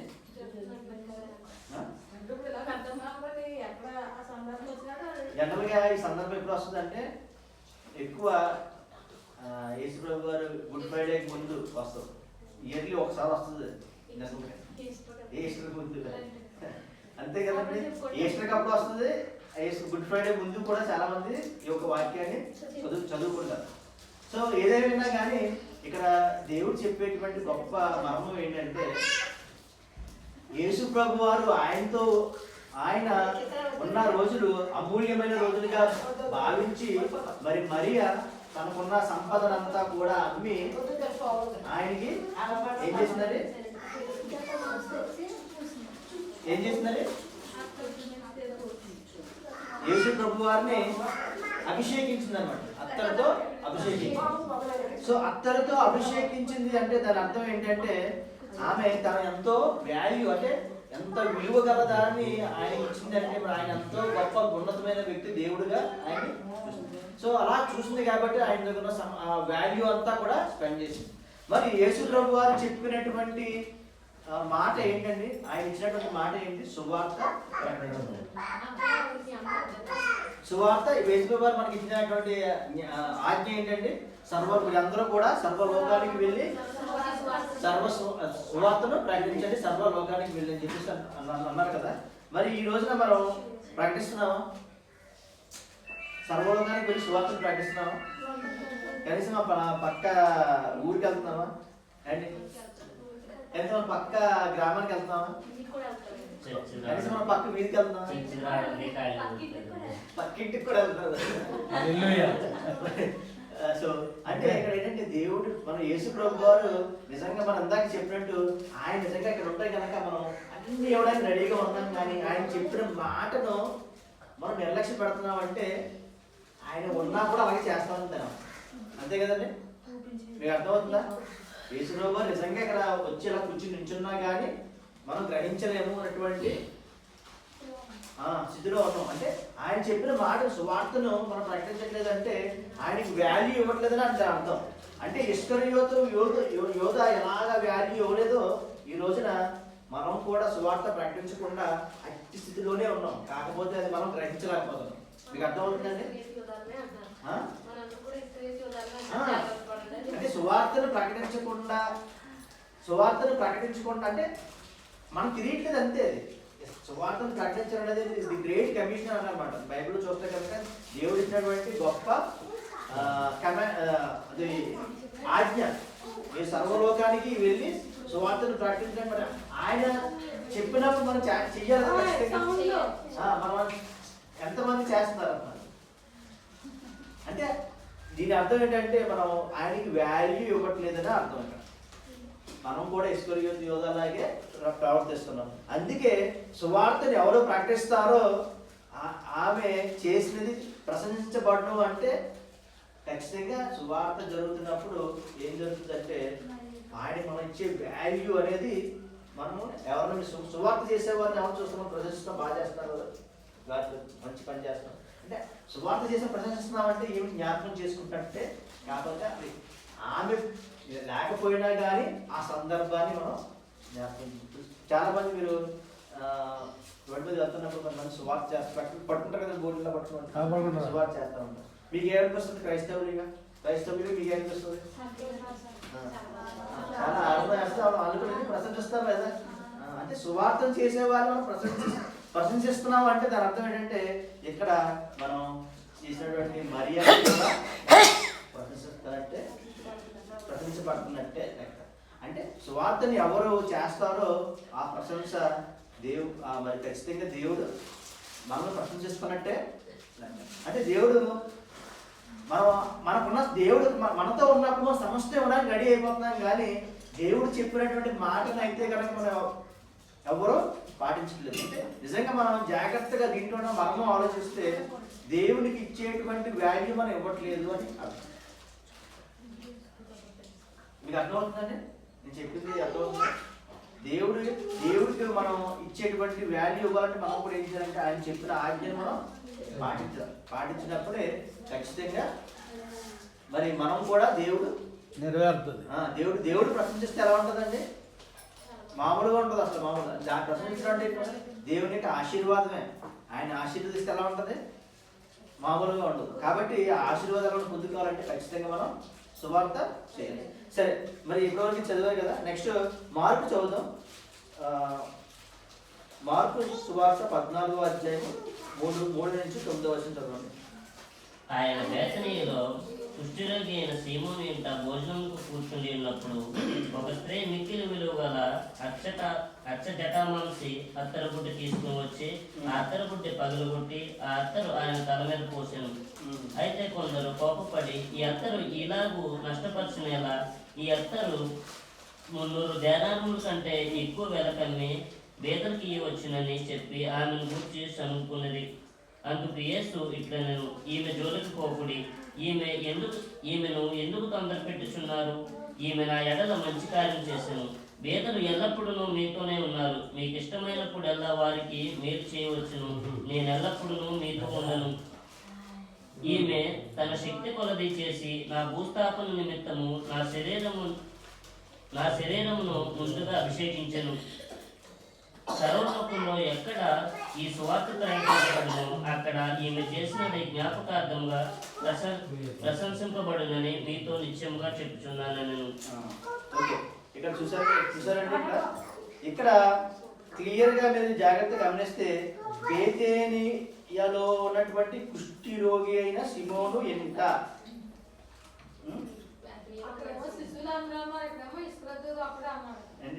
అక్కడ మంచి పాయింట్ బాగా క్యాచ్ చేశారు. అంటే యోతో పాటు కొంతమంది శిష్యులు కూడా, మీకు ఇంత సందర్భం చెప్పాం కదండి, పాలు అభిషేకం తీసుకొచ్చినప్పుడు ఖచ్చితంగా మనం కూడా అలాగే ఇస్కరియోతు యోధ ప్రధానంగా ఈ యొక్క అభ్యంతరాన్ని వ్యక్తపరిచాడు, కానీ ఆయనతో పాటు ఏకీభవించింది కొంతమంది శిష్యులు ఉన్నారు. ఆ గుంపుకి అంటే నాయకత్వం కాదు, కానీ ఈయన చెప్పిన దానికి వంత పాడారు అని వాళ్ళ ఫస్ట్ ఈయన ద్వారా ఇనిషియేషన్ జరిగింది. మీకు అర్థమవుతుందా? ఫస్ట్ తను లేవనెత్తింది ఎవరంటే ఇస్కరియోతు యోధ. వాళ్ళతో పాటు పక్కనే ఒక 3-4 ఎవరో శిష్యులు కరెక్టే కదా, ఆయన చెప్పింది కరెక్టే కదండి, ఏకీభవించారని దాని అర్థం అంతే. అర్థమవుతుందంటే అంటే మరి మార్క్ గారు రాసినప్పుడేమో ఇలాగా అంటే రాశారు, మత్తయ్య గారు రాసినప్పుడు అంటే మెయిన్ ఇంకా అనవసరమైన కొన్ని కట్ చేసుకుంటూ వచ్చి మెయిన్ పాయింట్స్ రాసుకొచ్చారు. సందర్భం ఒకటే, సందర్భం ఒకటే. సరే, మరి ఇక్కడ చూస్తాం మనుషులు ఇక్కడ ఎవరు ఇంకా ఏంటి అని చూద్దాం. ఇక్కడ చూస్తే బేతనీయులో ఉన్న కుష్ఠరోగి అయిన సీమోను. మరి ఈ సిమోను ఎవరు? ఈ సిమోను మరి సిమోను ఇంట్లో మరి ఎందుకు ఉంది? మార్త ఎందుకు ఉంది? అక్కడ లాజరు ఉన్నాడా? ఉన్నాడండి. అల్లే కదా ఇల్లు ఎవరిదంటే లాజరు ఇల్లే. మరి సిమోను ఎవరు? సిమోను ఎవరంటే వాళ్ళ తండ్రి. మీకు అర్థమవుతుందండి? సిమోను ఎవరంటే వాళ్ళ తండ్రి. ఎందుకు సిమోను ఇంట అని ఇక్కడ ప్రస్తావించడం జరిగింది అంటే యూదులలో ఒక ఆచారం కాదని వాళ్ళకి ఉన్నటువంటి ఒక దాన్ని ఏమంటారంటే వ్యవహార శైలి సంథింగ్ ఏదో అనుకోవచ్చు. అదే ఒక ఆచారం లాంటిది. జనరల్గా ఏంటంటే పేదరు గారు మీ ఇల్లు ఎక్కడంటే మొత్తం అక్కడ అందరికీ తెలుసు కదండి. అలాగే మీ ఇల్లు అలాగే మీ తాతగారు మీ నాన్నగారి పేరు చెప్పినా కానీ చెప్తారు కదండి, చెప్తారండి. మీ నాన్నగారి పేరు చెప్పినా కానీ చెప్తారు కదా. అలాగే యూదుల్లో ఏంటంటే ఇంకా వాళ్ళ దాన్ని ఏమంటారంటే పితరుల పేరుతో ఉన్నటువంటి ఇల్లుని ఐడెంటిఫై చేయడానికి ఉపయోగించుకున్నావు. అంటే ఎందుకంటే ఎప్పుడు మారుతుంది అంటే, ఫర్ ఎగ్జాంపుల్ ఇప్పుడు ఎవరికైనా ఇంట్లో 2-3 కుమారుడు ఉన్నారనుకున్నాం, కుమారుడు ఉన్నారనుకున్నాం. ఆ కుమారుడు పెళ్లి అవనంత వరకు కూడా వాళ్ళ నాన్నగారి పేరుని ఇల్లు ఆ నాన్నగారి పేరుని ఇల్లు ఆడదండి. ఆ నాన్నగారు ఉండి తర్వాత పెళ్లి చేసిన తర్వాత ఆ ఇల్లు వాళ్ళ అబ్బాయికి ఇచ్చాడు అనుకోండి, అప్పుడు ఏంటంటే ఆ ఇల్లు ఎవరి పేరు ప్రస్తుతం ఆ కుమారుడు పెళ్లి అయిపోయిన తర్వాత ఖచ్చితంగా ఆ కుమారుడు ఇల్లు అని చెప్తారు అనమాట. యూజువల్ ఏంటంటే ఎవరైతే ఆ ఇంటికి మ్యారేజ్ అయిన తర్వాత పెళ్లి అయిన తర్వాత ఆ ఇంటికి గృహ అధిపతి ఎవరో వాళ్ళు ఇల్లుగా పిలువబడతా ఉంటారు. మరి ఇక్కడ ఈ వీరులు ఇంకా చూస్తే కనుక లాజర్కి కూడా ఏమో ఆ సందర్భంలో ఆ పరిస్థితులు లాజర్కి కూడా పెళ్లి అవ్వలేదని, మార్తా మరియా కూడా పెళ్లి అవ్వలేదని, అందుకే స్టిల్ ఇంకేంటి ఏమి చేస్తున్నారు, తండ్రి పేరు మీద కదా ఫలానా ఇల్లు అని చెప్పేసి అందుకనే ఆ యొక్క రెఫరెన్స్ అంటే ఇక్కడ రాస్తున్నప్పుడు ఏంటంటే కుష్ఠరోగి అయిన సీమోను అని రాయడం. సరే, మరి నెక్స్ట్ చూద్దామండి. ఇక్కడ ఉన్నటువంటి సందర్భంలో చూస్తే కనుక సేమ్ ఇంచుమించు మనం మత్తయ్య రాసింది మార్కు రాసింది ఇంచుమించు ఒకేలా ఉంటుందండి. Okay, correct. సో ఇంకా మిగిలినంత మనం ఆల్రెడీ మనం డిస్కస్ చేసిందే. నెక్స్ట్ ఇంకోటి చూద్దాం. ఇంకోటి ఏంటంటే మరి ఈ బేతేనియా ఎక్కడ ఉంది?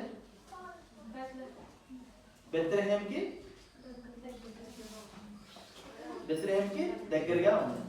ఓకే, ఒకసారి మనం ఈ వాక్యం చదువుకుందాం. ఓకే, మళ్ళీ మనం చదువుదామని మత్తయి సువార్త 26 రెండో వాక్యం చదవండి. మత్తయి సువార్త 26 2 దినములైన పిమ్మట చాలు. నెక్స్ట్ 6వ వచనం చదవండి. కుష్ఠరోగి అయిన సీమోను ఎప్పుడు 2 దినములైన, ఇక్కడ ఏంటంటే ఇక్కడ చూస్తే 2 దినములైన పిమ్మట పస్కా పండుగ వచ్చునని అంటుందా. సరే, మళ్ళీ నెక్స్ట్ చదవండి. యోహాను సువార్త 12వ చదవండి. కాబట్టి యేసు తన మృతుల నుండి లేపిన లాజరును బేతనియాకు పస్కా పండుగకు 6 దినముల ముందుగా వచ్చెను. ఏంటంటే 6 దినముల ముందుగా, ఇక్కడేమో 2 దినాలు.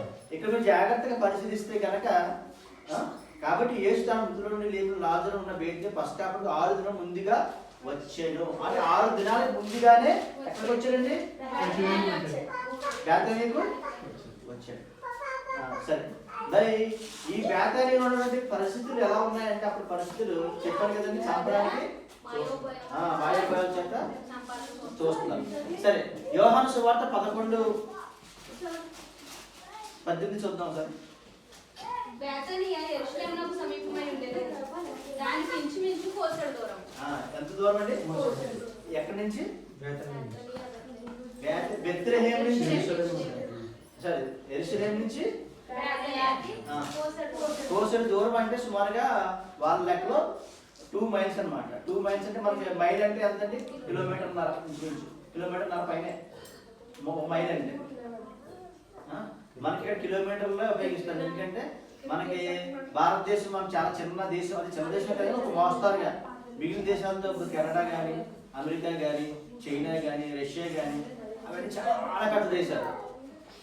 అక్కడ బాగా పెద్ద దేశాలు అనుకోండి, కొలత కిలోమీటర్లు కొలవాలంటే చాలా టైం పట్టేస్తుందని చెప్పేసి ఎక్కువగా లెంత్ ఎక్కువ తీసుకుంటారు. మీకు అర్థమవుతుందా అండి?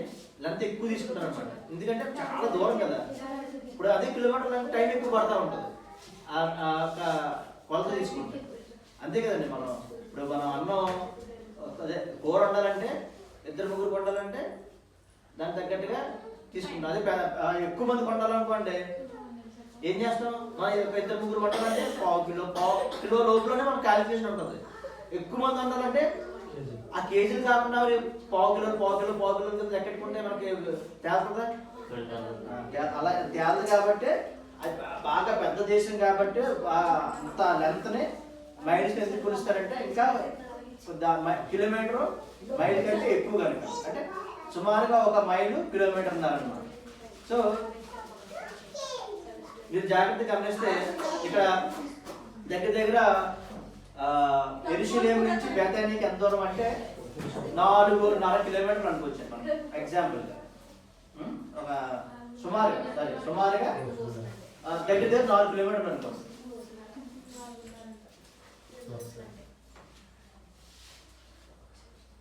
4.5 వస్తుంది, 4.5 పైన వస్తుంది. ఓకే, 4.5 కిలోమీటర్లు.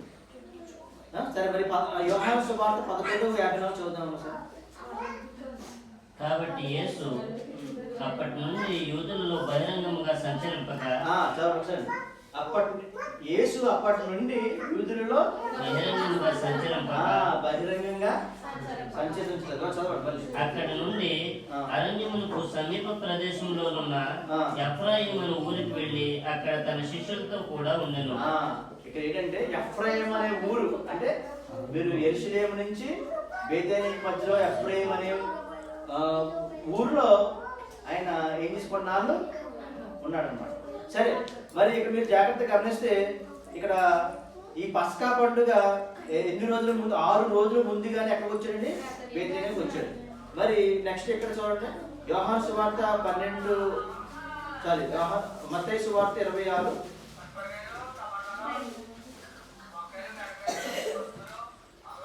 మత్తయి సువార్త 26:2. అక్కడ ఇక్కడ మీరు జాగ్రత్తగా గమనిస్తే 2 దినములైన పిమ్మట పస్కా పండుగ వచ్చి ననియు అందగాని వెళ్ళాడని ఉందా?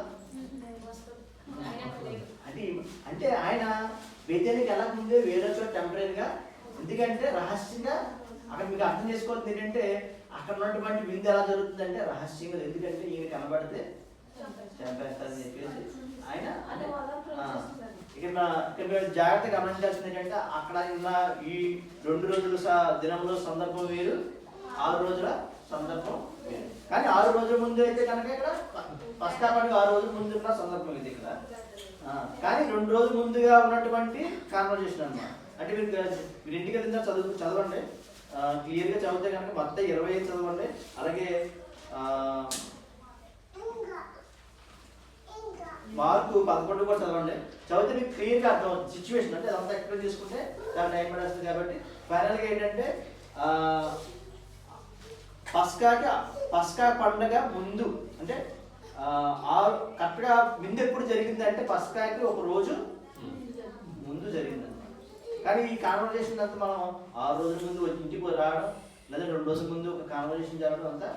కానీ సరే, మరి ఇందాక మీది క్లారిఫికేషన్ శిష్యులు, అక్కడ శిష్యులు ఇది మీకు అర్థమైంది. 6 దినాలు 2 దినాలు అర్థమైంది. అర్థం అవ్వాలంటే అది టైం పడుతుంది. మళ్ళీ చెప్పి దాని ముందు వచ్చిన చదివితే మీకు అర్థం సిచ్యువేషన్. అంటే ఏం లేదు, ఆయన టెంపరీగా వచ్చి ఒక చోట ఉన్నారు, ఆ ఉన్న చోట నుంచి మాట్లాడుతున్న సందర్భం ఉన్నారు. కానీ 6 రోజుల ముందుగానే బేతనీకి వచ్చాడు. బేతనీకి వచ్చాడు అంటే బేతనీలో ఉన్నటువంటి కుష్ఠరోగి ఇంటికి వచ్చాడని అర్థం కాదు కదా. పాయింట్ అర్థమైందా? అంతే, అర్థమైందండి. ఓకే, సరే. నెక్స్ట్ ఫైనల్గా మనం ఇంకొక వాక్యం చదువుకుందాం. లూకా సువార్త 7వ అధ్యాయము 36 నుంచి 50 చదువుతారు.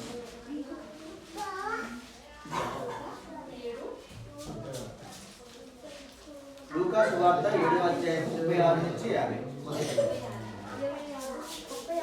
36 నుంచి 50. పరిసయ్యులలో ఒకడు తనతో కూడా భోజనం చేయవలెనని ఆయన అడిగాను.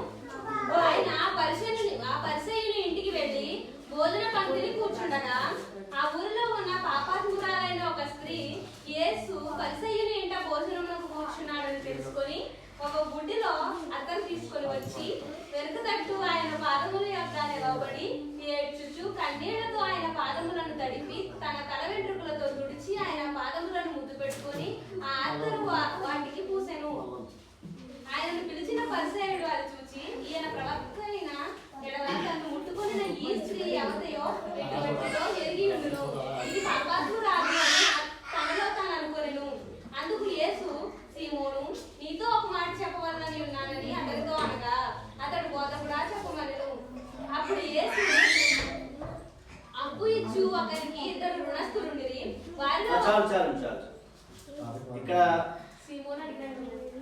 ఇక్కడ చూడండి, పరిసయ్యులలో ఒకడు తనతో కూడా భోజనం చేయవలని ఆయన అడిగాను. ఆయన పరిసయ్యుల ఇంటికి వెళ్ళి భోజన పంక్తిలో కూర్చుండగా ఊరిలో ఉన్న పాపాత్మురాలైన ఒక స్త్రీ ఒక పరిసయ్యుని ఇంట భోజనం కూర్చుండని తెలుసుకుని ఒక బుడ్డిలో అత్తరు తీసుకుని వచ్చి, ఇప్పుడు మొత్తం అందరూ చదివారు కదండి, విన్నారండి? మళ్ళీ చదవండి సార్, మళ్ళీ చదువు, జాగ్రత్తగా వినండి అందరూ ఒకసారి, సైలెంట్గా మళ్ళీ చదవండి ఒకసారి. 36 నుంచి 50. 36 పరిసయ్యుల్లో ఒకడు తనతో కూడా భోజనం చేయవాలని ఆయన అడిగాను. ఆయన పరిసయ్యుని ఇంటికి వెళ్లి భోజన పంక్తిని కూర్చుండగా ఆ ఊరిలో ఉన్న పాపాత్మురాలైన ఒక స్త్రీ యేసు పరిసయ్యుని ఇంట భోజనం కూర్చుని ఉన్నాడని తెలుసుకొని ఒక బుడ్డలో అత్తరు తీసుకుని వచ్చి వెనక తట్టు ఆయన పాదముల యొద్ద నిలబడి ఏడ్చుచు కన్నీళ్లతో ఆయన పాదములను తడిపి తన తల వెంట్రుకలతో తుడిచి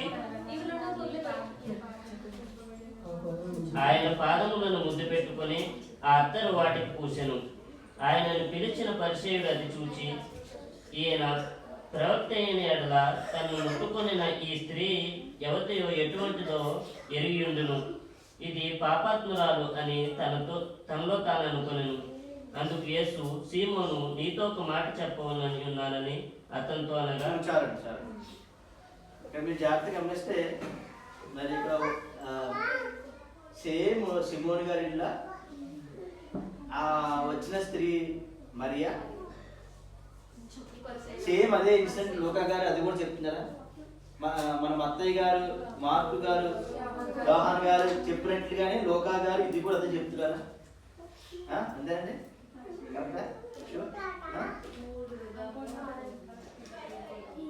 అందుకే 2 సార్లు చదివించాను మీకు.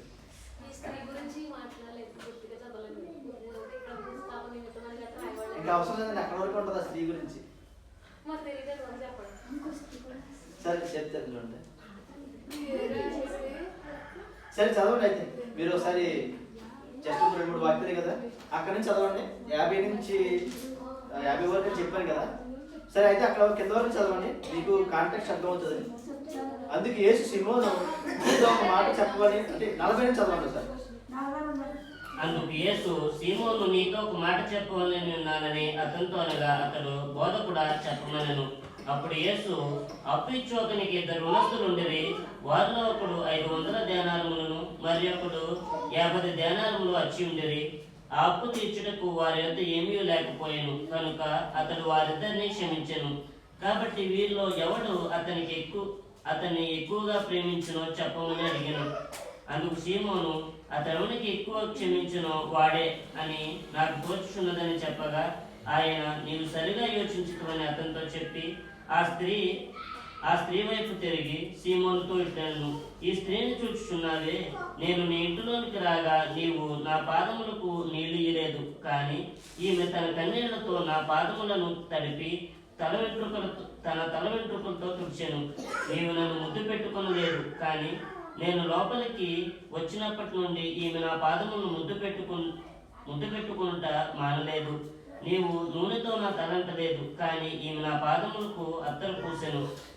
ఆమె విస్తారముగా ప్రేమించిన కనుక ఆమె యొక్క విస్తార పాపములు క్షమింపబడినని నీతో చెప్పుచున్నానని, ఎవరికి కొంచెముగా క్షమింపబడునో వాడు కొంచెముగా ప్రేమించునని చెప్పి, నీ పాపములు క్షమింపబడి ఉన్నవని ఆమెతో అనెను. అప్పుడు ఆయనతో కూడా భోజన పంక్తిని కూర్చుండిన వారు పాపములు క్షమించుచున్న ఇతరుడని తమలో తాము అనుకొనసాగిరి. అందుకు ఆయన, నీ విశ్వాసము నిన్ను రక్షించెను, సమాధానం గలదానవై వెళ్ళమని ఆ స్త్రీతో చెప్పెను. ఇప్పుడు చెప్పండి మరి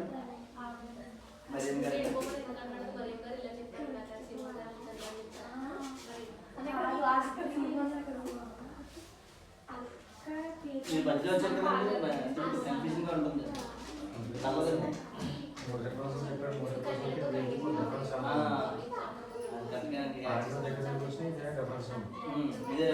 అదే సందర్భమా, అదే మనుషుల అదే ఇలా పాపం గురించి చెప్పాడు ఆయన. అయితే ఆవిడ క్షమించిన వాడు అని చెప్పేసి అంటే ఎక్కువగా హాస్టల్లో తక్కువ వచ్చిన ఉన్నాడు, ఎక్కువ ఉన్నాడు, ఎవరు ప్రేమించడం చెప్పి సింహం అడిగితే ఎక్కువ ఉన్నవాడు ప్రేమించడం అని చెప్పాడు. దానికి మీరు ఆలోచిస్తారంటే ఈ విధంగా అవుతుంది కాబట్టి పాపం క్షమించడం బాగా ఎక్కువగా ప్రేమించింది కాబట్టి పాపాలు క్షమించబడ్డాయి. మంచి పాయింట్కి వచ్చారు. పాపాలు క్షమించబడ్డాయి అని అంటే చెప్పాడు. పాపాలు క్షమించబడ్డాయి అని ముందు 3 రెఫరెన్స్లు ఎక్కడో చూసాము మనం. చూసారా? అంటే నేను బ్రదర్ కరెక్ట్గా క్యాచ్ చేశారు. ఉంటాను ఇక్కడ ఉన్నాను కాబట్టి నన్ను ఎలా చేశారని చెప్పేసి 2 రెఫరెన్స్ చెప్పారు. ఇక్కడైతే ప్రతిదాన్ని కూడా ఆయన పాపం నుంచి ముగ్గురు పెట్టుకుంది నా కాళ్ళకి రెఫరెన్స్ చేసి మొత్తం క్లియర్గా ఓకే. అది కొంతవరకు వచ్చారు కానీ మరి మీరు అదే సందర్భం అనుకుంటున్నారు కదా. ఓకే, నేను చెప్తాను సార్, జాగ్రత్తగా వినండి. ఓకే, ఇక్కడ చూస్తే కనుక ఎవరండి ఇతను? ఎవరు? సిమోనే కదా అండి? ఎవరైతే చెప్పారు? సిమోను పరిసేయుడు. ఎవరన్నారు? పరిసేయుడు. మరి అక్కడ ఏ సిమోను? కుష్ఠరోగినా సీమోను. ఇక్కడ ఏ సీమోను? పరిసేయుడు. అసలు పరిసేయుడు అంటే ఎవరు చెప్పండి? పరిచయం చేసి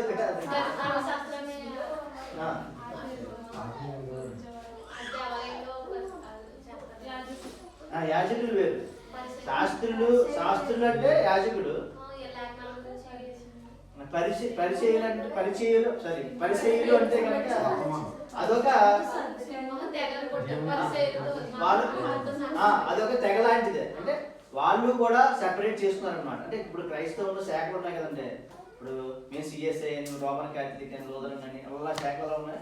వీళ్ళు కూడా వీధుల్లో కొంతమంది వాళ్ళు ఒక సెపరేట్ గా ఒక గ్రూప్ పెట్టుకున్నారు. ఏం గ్రూప్ అంటే మేము కొంతమంది ఏం చేస్తున్నారంటే యూదుల్లో కూడా దేవుడు చెప్పినటువంటి ఆజ్ఞలకి కొన్ని కాంప్రమైజ్ అయిపోతా ఉండి కొన్ని వాళ్ళకి అనుగుణంగా చేస్తున్నారని చెప్పేసి ఓకే వీళ్ళు ఏంటంటే ఈ పరిచయం ఏంటంటే దేవుని ఆజ్ఞ ఏదైతే చెప్తారో అదే చేస్తాం, అది తప్పితే మేము ఏమి చేయము మేరం అని చెప్పేసి వీళ్ళు దేవుని యొక్క ఆజ్ఞకి బాగా ఇంకా ఎలాగంటే స్క్రిప్చర్ లెటరల్గా ఇలా తీసుకుంటారు అన్నమాట.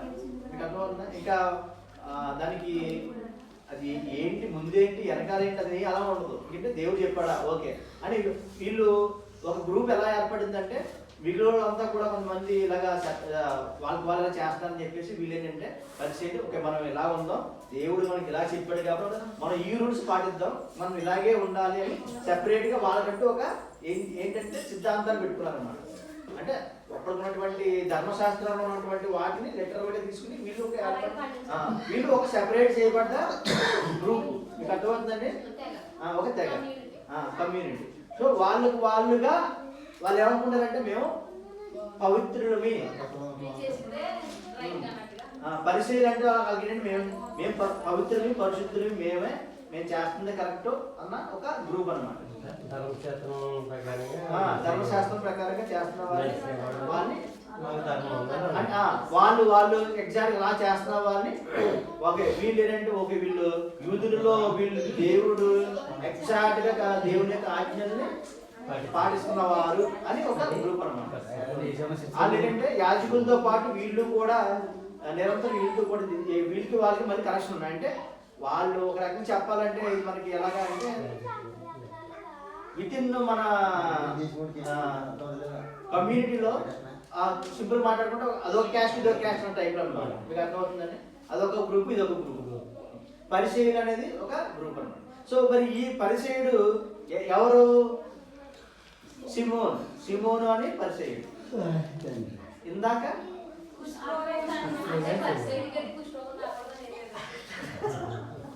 ఓకే మంచి పాయింట్ చెప్పారు. కుష్ఠరోగి అప్పుడు మరి మీరు చెప్పినట్లుగా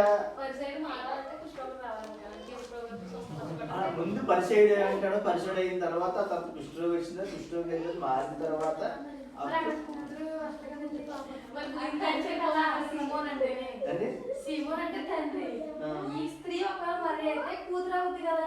ఎవరు?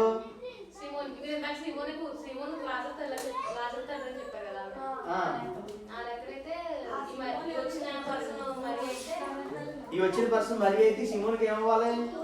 మరి కూతురు అయితే ఈ సిమోన్ ఒకటే. మరి సిమోన్ ఏమంటాడు? ఆవిడ పాపాత్మురాలు, కూతురు పాపాత్మురాలు ఆయన అసలు విభేదిస్తాడా? ఎంట్లో రానే ఆయన పర్మిషన్ లేకుండా ఇంట్లోకి వచ్చింది అని తన అర్థం. సరే క్లారిటీ చెప్తుంది చూడండి. 2 1 కాదు.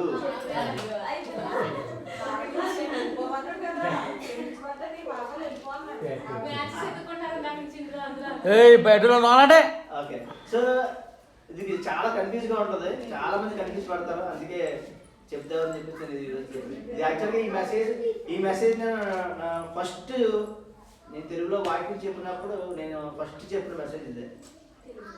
సేమ్ మీకు ఏం చెప్తున్నానో అదే నా ఫస్ట్ తెలుగు మెసేజ్ అన్నమాట. సో సరే, ఇక్కడ మీరు జాగ్రత్తగా పరిశీలిస్తే ఈ సిమోను వేరు, ఆ సిమోను కుష్ఠరోగైన సిమోనికి మళ్ళీ పరిచయం సిమోనికి కుష్ఠరోగం రాలేదు. ఆ సిమోన్ కంప్లీట్గా ఇద్దరు కూడా వేరు.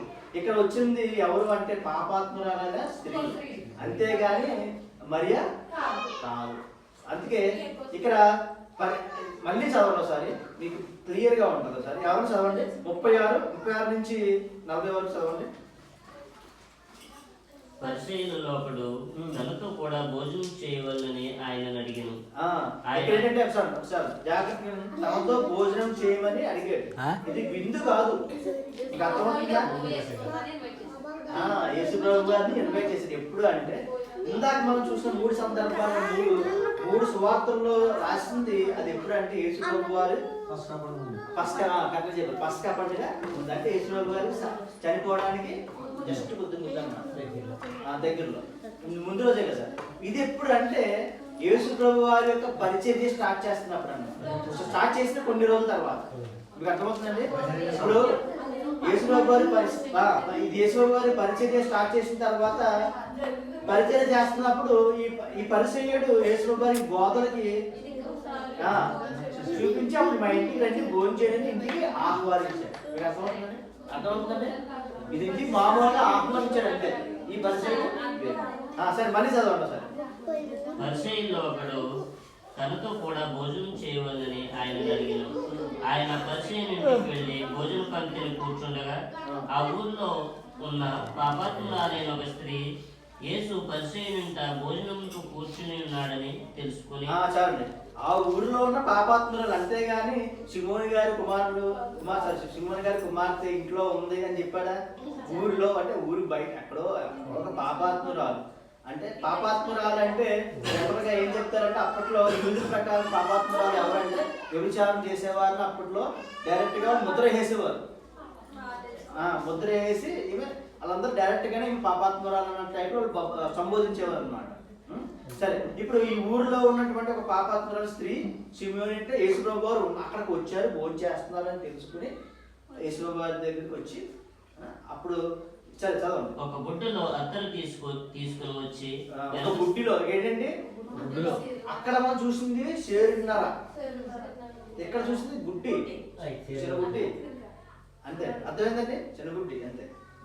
వెనుక తట్టు ఆయన పాదముల యొద్ద నిలబడి ఏడ్చుచు కన్నీళ్లతో ఆయన పాదములను తడిపి తన తల వెంట్రుకలతో తుడిచి ఆయన పాదములను ముద్దు పెట్టుకుని ఆ అత్తరు వాటికి పూసాను. చూడండి ఒకసారి జాగ్రత్తగా గమనించండి. ఇందాక మనం చూసిన అత్తరు తల మీద నుంచి పోసి మొత్తం కాలు తల ఏంటంటే తల వెంట్రుకలతో తుడిచింది కదండి. ఇక్కడ ఏం చేసింది చెప్పండి?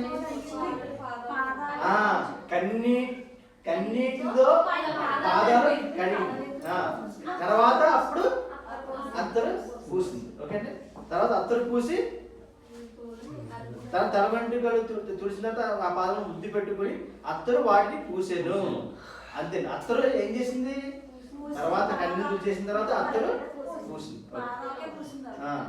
తర్వాత ఆయనను పిలిచిన పరిసయ్యుడు అది చూచి మరి ఇంట్లోకి ఇన్వైట్ చేసిన తర్వాత ఇప్పుడు మరి నిజంగా ఇప్పుడు కూతురు అయితే కనుక అలా అంటాడంటే సరే క్లియర్గా ఇచ్చాడు కదా, అక్కడ ఊర్లో ఉన్నటువంటి ఒక స్త్రీ క్లియర్గానే అక్కడ ఇచ్చాడు. సరే మళ్ళీ దాని గురించి మనం డిస్కషన్ అవసరం లేదు. సరే నెక్స్ట్ చదవండి. ఆయనను పిలిచిన పరిచయుడు అది చూచి, ఈయన ప్రవక్త అయిన యెడల తనను ముట్టుకున్న ఈ స్త్రీ ఎవరితో ఎటువంటిదో ఎరిగి ఉండును, ఇది పాపాత్మురాలని తనలో తాను అనుకున్నాడు. ఈయనండి ఊరిలో ఉన్నటువంటి ఈమె ఒక పాపాత్మురాలని చెప్పేసి ఊరిలో అందరికి తెలుస్తుంది కదా. తెలిసిన తర్వాత అప్పుడు యేసు ప్రభు గారి దగ్గరికి వచ్చిన తర్వాత ఈయన ఏమనుకుంటున్నాడంటే, యేసు ప్రభు గారు అంటే గొప్ప దైవజనుడు, అదే ప్రవక్త, అదే గొప్ప ప్రవక్త అంటే ఈయన పరిచయుడు ఎలా ఉన్నాడంటే యేసు కుమారుడిగా నేను తెలుసుకోలేదు కానీ గొప్ప ప్రవక్త, మన భాషలో ఒక గొప్ప దైవజనుడు, గొప్ప పాస్టర్ గారు అని, ఒక గొప్ప బిషప్ అన్న టైప్లో అనమాట. మీకు అర్థమవుతుందండి? సరే సరే చూసిన తర్వాత మన మనసులో అనుకున్నాడు అనమాట, ఇదేంటి ఎంత గొప్ప ప్రవక్త అయ్యుండి మరి ఈ స్త్రీతో మరి ఇలాగా ఎందుకు దగ్గరికి ఆడిస్తున్నాడని చెప్పేసి తనలో తాను నొచ్చుకున్నాడు అనమాట.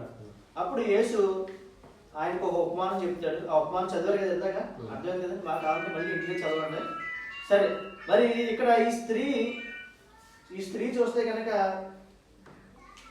చిన్న గుడ్డుదొడ తీసుకొచ్చింది, పాదాలకు మాత్రమే పూసింది. ఇక్కడ ఆమె అభిషేకం చేయలేదు.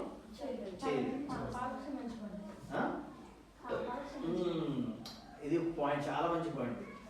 పాపాలు క్షమించబడ్డాయి. విస్తారమైన పాపాలు, ఆమె ఎన్ని చేసిన పాపాలు అంటే విస్తారమైన పాపాలు క్షమించబడ్డాయి అంటే ఆమె యేసుప్రభు గారిని ఎంతో ప్రేమిస్తుంది సార్. మనం ఎంత పాపం చేసినా కానీ ఆయన యందు ఒప్పుకొని, ఆ పాపాలను ఒప్పుకొని మనం ఆయన యందు కన్నీరు కాచి ఆయన పాదాలు పట్టుకుంటే ఏంటంటే మన పాపాలు కూడా ఖచ్చితంగా క్షమించబడతాయి. ఖచ్చితంగా ఒకసారి క్షమించబడిన తర్వాత మళ్ళీ మనం ఒక్కొక్క తన వాంతి తిరిగినట్టు మళ్ళీ మనం వెనక్కి వెళ్ళకుండా మళ్ళీ మనం ఆ యొక్క ధన్యతలోనే, ఆ యొక్క ఆశీర్వాదాల్లోనే మనం ఉండాలి తప్పితే మళ్ళీ మనం వెనుదిరిగి చూడకూడదు. సో అందుకనే ఇక్కడ యేసు ప్రభు వారు ఈమె చేసింది అదే ఆ సందర్భం ఈ సందర్భం ఒకటే అనుకుంటే కనుక ఈ సందర్భం ఈమె కూడా సువార్త లోకానికి సువార్త వెళ్తున్నప్పుడు ఈమె కూడా ప్రచురించబడుతుంది అని లేదు. ఎందుకు లేదు అంటే ఈమె వేరు కాబట్టి. అర్థమవుతుందండి? ఇదొక ఇంకొకటి, ఇది ఇంకొక స్త్రీ, ఖచ్చితంగా ఇంకొక స్త్రీనే. ఎందుకంటే పాపాలు క్షమించబడ్డాయి, ఒక పాపాత్మలు క్షమించబడ్డాయి అంటే ఖచ్చితంగా వేరే స్త్రీనే. ఓకేనా? సరే నెక్స్ట్ మీరు జాగ్రత్తగా డిఫరెన్సెస్ చదువుతాం. అప్పుడు ఒకసారి చెప్పండి క్వశ్చన్ ఇంకా అక్కడ ఆవిడ పాపం చేసినట్టు పాపాత్మురాలుగా లేదా? అదే ఎగ్జాంపుల్ చెప్పాలి. పాపాత్మురాలు అంటే ఎలాగా అంటే పాపాత్మురాలు స్త్రీ అంటే ఆ ఊరిలో ఒకప్పుడు యూదులు ఈ పాపాత్మురాలని ఎలాగంటే ముద్ర వేసేవారంటే ఊరిలో వ్యభిచారం చేసేటువంటి స్త్రీలని పాపాత్మురాలని ముద్ర వేసేవారు, చెప్పగలిగారు. అంటే అందుకనే ఇక్కడ పాపాత్మురాలని సంబోధిస్తున్నాడు అన్నమాట. ఎవరు పడితే ఆ మాట సంబోధిస్తే ఊరుకుంటారా? అక్కడ తండ్రి అయితే కనుక కూతురు వ్యభిచారం ఎలా క్షమిస్తున్నావు అని చెప్పి రోజులు వెళ్తారంటే ఎవరన్నా వెళ్తారా? కూతురి గురించి వెళ్తారని చెప్పండి. చెత్త గురించి ఒకవేళ తెలిసినా కానీ క్షమిస్తున్నారంటే ఆనందమే కదా కూతురి. మీకు అర్థమవుతుందండి? మరి ఈయన ఏమంటున్నాడు? ఈయనెవడో సరే క్షమించాలి అంటే ఆయన దృష్టిలో ఈయన పాపాలు క్షమించాలి అన్న టైప్లో ఆయన కొద్దిగా నొచ్చుకున్నాడు మనసులో అని చెప్పేసి నొచ్చుకున్నాడు. సరే మీకు ఇంకా క్లారిటీ రాలేదా? కావాలా? వచ్చిందండి? వస్తూ ఉందా? సరే ఇంటికి వెళ్ళిన తర్వాత రాసుకోండి. మళ్ళీ ఒకసారి చదువుతాను. ఈ వాక్యాల రెఫరెన్స్ రాసుకుని మా కాలం మీరు ఇంటికి వెళ్తే చదవండి. యోహాను సువార్త 12వ అధ్యాయము 1-8, అలాగే మత్తయి సువార్త 26వ అధ్యాయము 6-13, అలాగే మార్కు సువార్త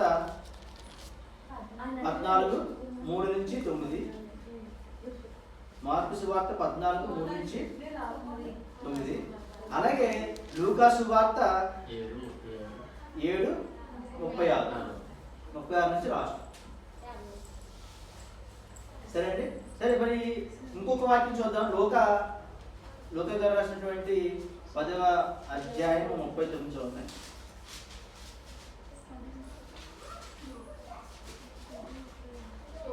ఆమెకు మరియా అను సహోదరి ఉండేది.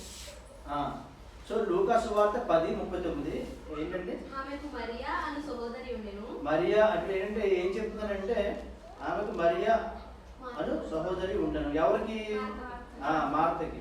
ఈమె యేసు పాదముల యొద్ద కూర్చుండి ఆయన బోధ వినుచుండెను. ఇక్కడ ఏంటంటే మార్త అని ఒక స్త్రీ ఆయన తన ఇంట చేర్చుకుని ఆమెకు మరియు ఆమె అక్కడ వాళ్ళ గురించి చెప్తారు అనమాట. మార్త విస్తారమైన మనం తెలుసు కదండి. మార్త విస్తారమైన మరి పెట్టుకుని ఇదంతా మనకు తెలిసిందే. ఏంటంటే ఈ యొక్క మార్త మరియా వాళ్ళ యొక్క రిలేషన్ గురించి క్లియర్గా మనం అర్థం చేసుకోవడం కోసం ఈ రెఫరెన్స్ మీకు చదువు. అలాగే యోహాను సువార్త 11:32 చదవండి. 11 ఒక పక్కనే. అంతటా మరియ యేసు ఉన్న చోటికి వచ్చి ఆయనను చూచి ఆయన పాదముల మీద పడి, ప్రభువా నీవు ఇక్కడ ఉండి నీ ఎడల నా సహోదరుడు చావకుండును. ఇందాక మీకు చెప్పాను కదండి, పాదం మీద పడినటువంటి మరియా. సో అంటే ఎందుకు చదివించారంటే ఈ మరియా అసలు మనం ఆ స్త్రీ అన్న ఆవిడకి పేరే లేదు. పేరు లేదంటే అదే దీంట్లో రాయలేదు అని అర్థం. పేరు పెట్టలేదు. ఓకే, ఇందులో లేదు. సో ఇందులో లేదంటే ఇందులో రాయబడలేదు. ఎందుకంటే ఆమె గురించి ఆ పాపాత్మురాలు స్త్రీగానే ఆ యొక్క ప్రజల్లో నానుడి అంటే ఏంటి, కొంతమంది పేర్లు వాళ్ళు చేస్తున్నారు. ఫర్ ఎగ్జాంపుల్ పలానా పుల్లయ్య గారు మామిడికాయలు అంటారు, మామిడికాయలు పుల్లయ్య అంటారు. ఊళ్ళోకి ఎవరు అమ్మట్లేదు అనుకోండి, మామిడికాయలు పాల ఇంటికి వెళ్ళమ్మ అంటారు. పాలు ఊళ్ళో ఎవరు పాలు అమ్మట్లేదు, పాల ఇంటికి వెళ్ళి ఊరికి తెమ్మంటే ఆ పాల ఇంటి ఊళ్ళు ఒకరే ఉంటారు కదా. అర్థమవుతుందండి. అందుకని వాళ్ళకి అవసరం లేదు కాబట్టి రాయించలేదు. ఖచ్చితంగా ఆ సందర్భం ఈ సందర్భం లేదు. ఓకే అండి. సరే మరి ఇక్కడ మీరు గమనించాల్సిన విషయం టైం ఎంత అవుతుందండి? అంటే టైం వాచ్ చూస్తున్నాను, ఎక్కువ చెప్పేస్తున్నానేమో. 10:20 అండి. ఓకే, సో ఇంకొక 5 minutes మాట్లాడుతూ మనం గురించేసుకుందాం. ఎందుకంటే మనం స్టార్ట్ చేసుకుని ఎప్పుడు స్టార్ట్ చేసామండి? 8:40 అండి. చాలా టైం అయిపోయింది. స్టార్ట్ అయ్యి మీరు స్టార్ట్ చేస్తుంది. ఓకే, దగ్గర 5 minutes అవడేద్దాం. ఇది వాచ్ టైం ఉంటే నేను వాచ్ పెట్టుకుని రాలేదు. సరే, ఫైనల్గా మీరు ఇప్పుడు వరకు చెప్పినటువంటి ఈ యొక్క అంశాన్ని చూసారు కదా. మత్తయ్య గారు ఏం చెప్పారు, మార్క్ గారు ఏం చెప్పారు, లూకా గారు ఏం చెప్పారు, యోహాన్ గారు ఏం చెప్పారు. సరే, ఈ నలుగురు చెప్పినటువంటి వాళ్ళలో ముగ్గురు చెప్పింది ఒకే సందర్భం, ఒకళ్ళ ముగ్గురు చెప్పింది ఒకే సందర్భం. ఇప్పుడు లూకా గారు చెప్పింది ఏంటంటే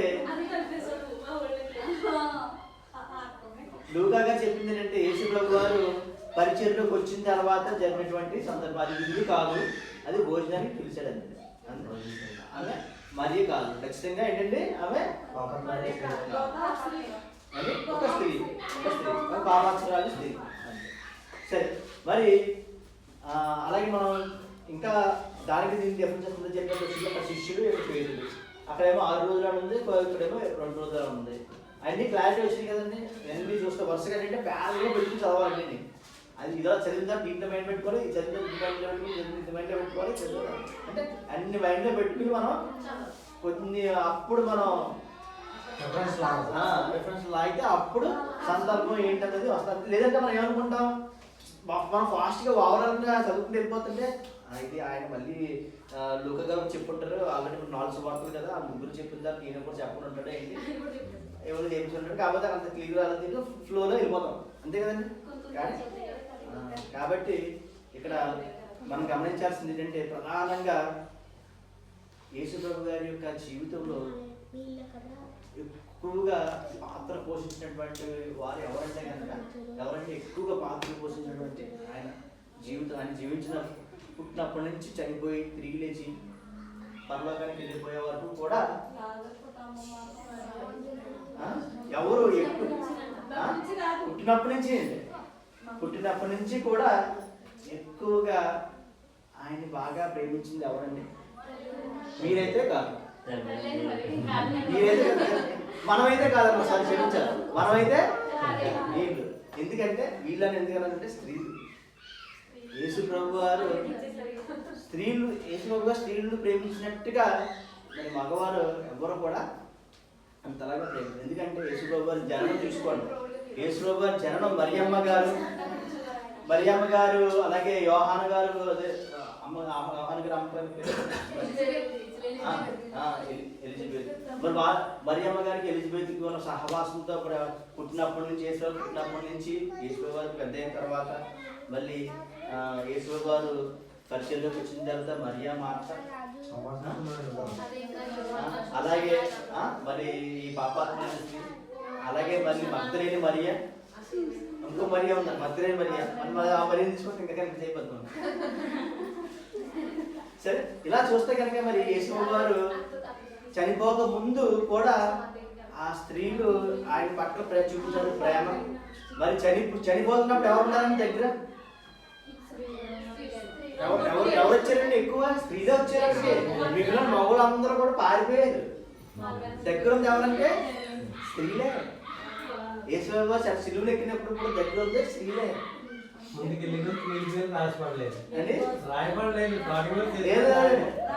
రాయబడలేదంటే లేరు కాబట్టి రాయబడలేదు అంటే ఉన్నారు, అంటే ఎక్కువగా లేరని చెప్పి రావడం. అంటే యోహాన్ గారు కూడా ఉన్నారు, శిష్యుడు యోహాన్ కూడా ఉన్నాడు. కాకపోతే మరి మిగిలిన వాళ్ళందరూ ఏమైపోయారు అంటే చూసారా? మరి యేసురావు గారు మరి కొన్ని అయిపోయింది. యేసురావు గారిని పాతి పెట్టేశారు. పాతి పెట్టిన తర్వాత పునరుద్ధారంలో కూడా ఫస్ట్ మిగిలింది ఎవరు? స్త్రీలే.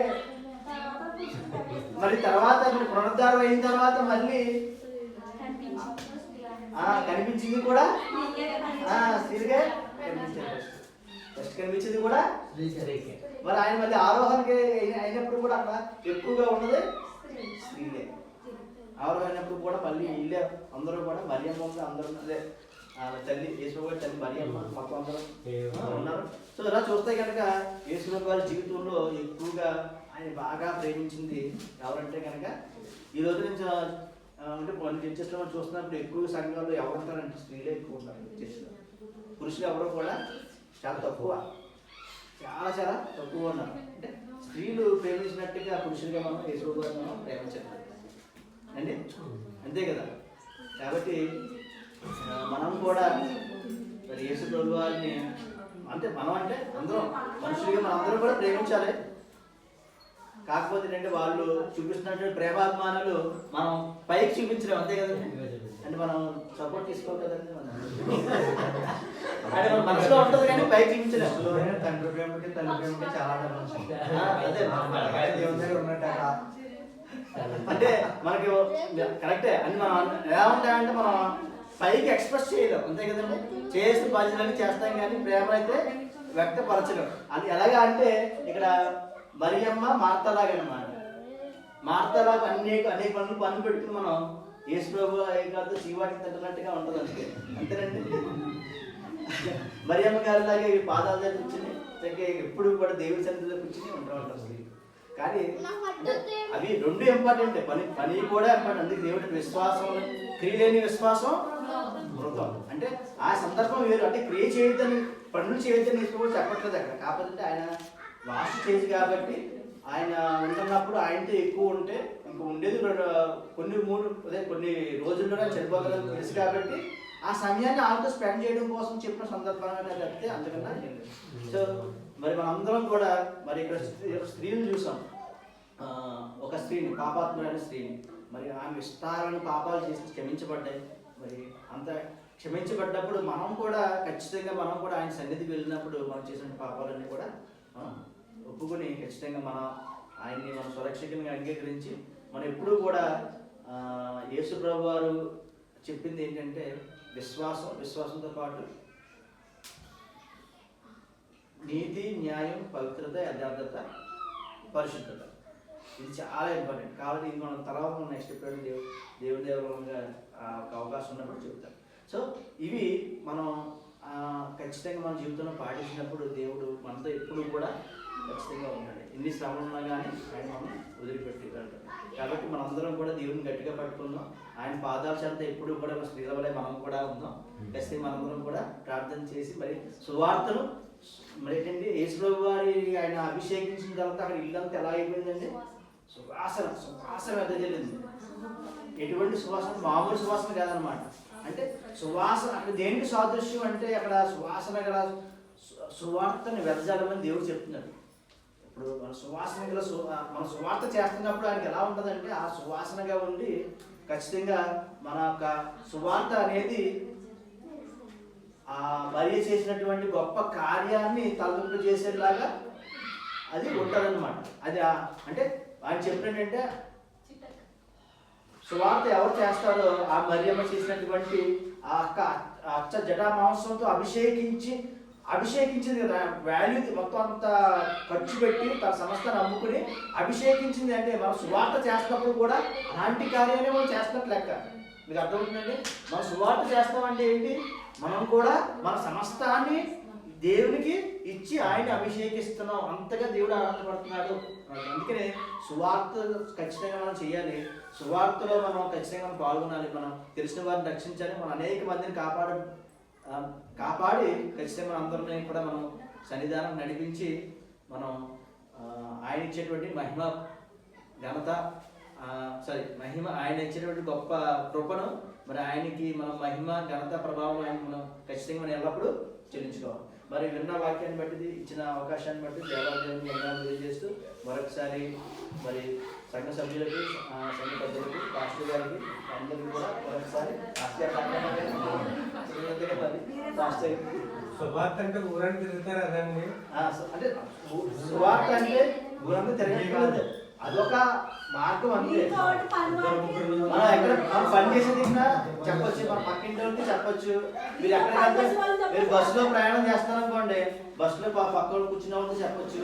మీరు నడిచి వెళ్తున్నప్పుడు దారిలో ఎవరో కనబడుతున్నారు పరిచయంతో వాళ్ళతో చెప్పొచ్చు. పిల్లలు తిరిగి వదిలేండి వ్యాన్ మీద ఊరు తిరిగి అదే మనం అనేక రకాలుగా చేయొచ్చు అనమాట. ఏది చేసినా మనం యేసుప్రభు గారి గురించి మనం ఏది చెప్పినా సువార్త అవుతుంది. ఆయన మనం రక్షించడానికి మనం ఏది చెప్పినా సువార్త అవుతుంది. ఖచ్చితంగా మనందరం కూడా సువార్త అనుభవం కలిగి ఉందాం. మరి ఆయన ఇంపైనటువంటి ఒకప్పుడు ఏంటంటే దేవుడికి ఇష్టమైనది ఏంటంటే ఇంపైన సువార్త గల ఇంపైన సువాసన గల సువార్త. ఖచ్చితంగా మనం అందరం చేద్దాం. అందరూ దేవుడు దీవించాలని కోరుకుంటూ ముగిస్తున్నాం. థ్యాంక్స్. వాక్యం పేతురు గారు, లక్ష్మీ ప్రార్థన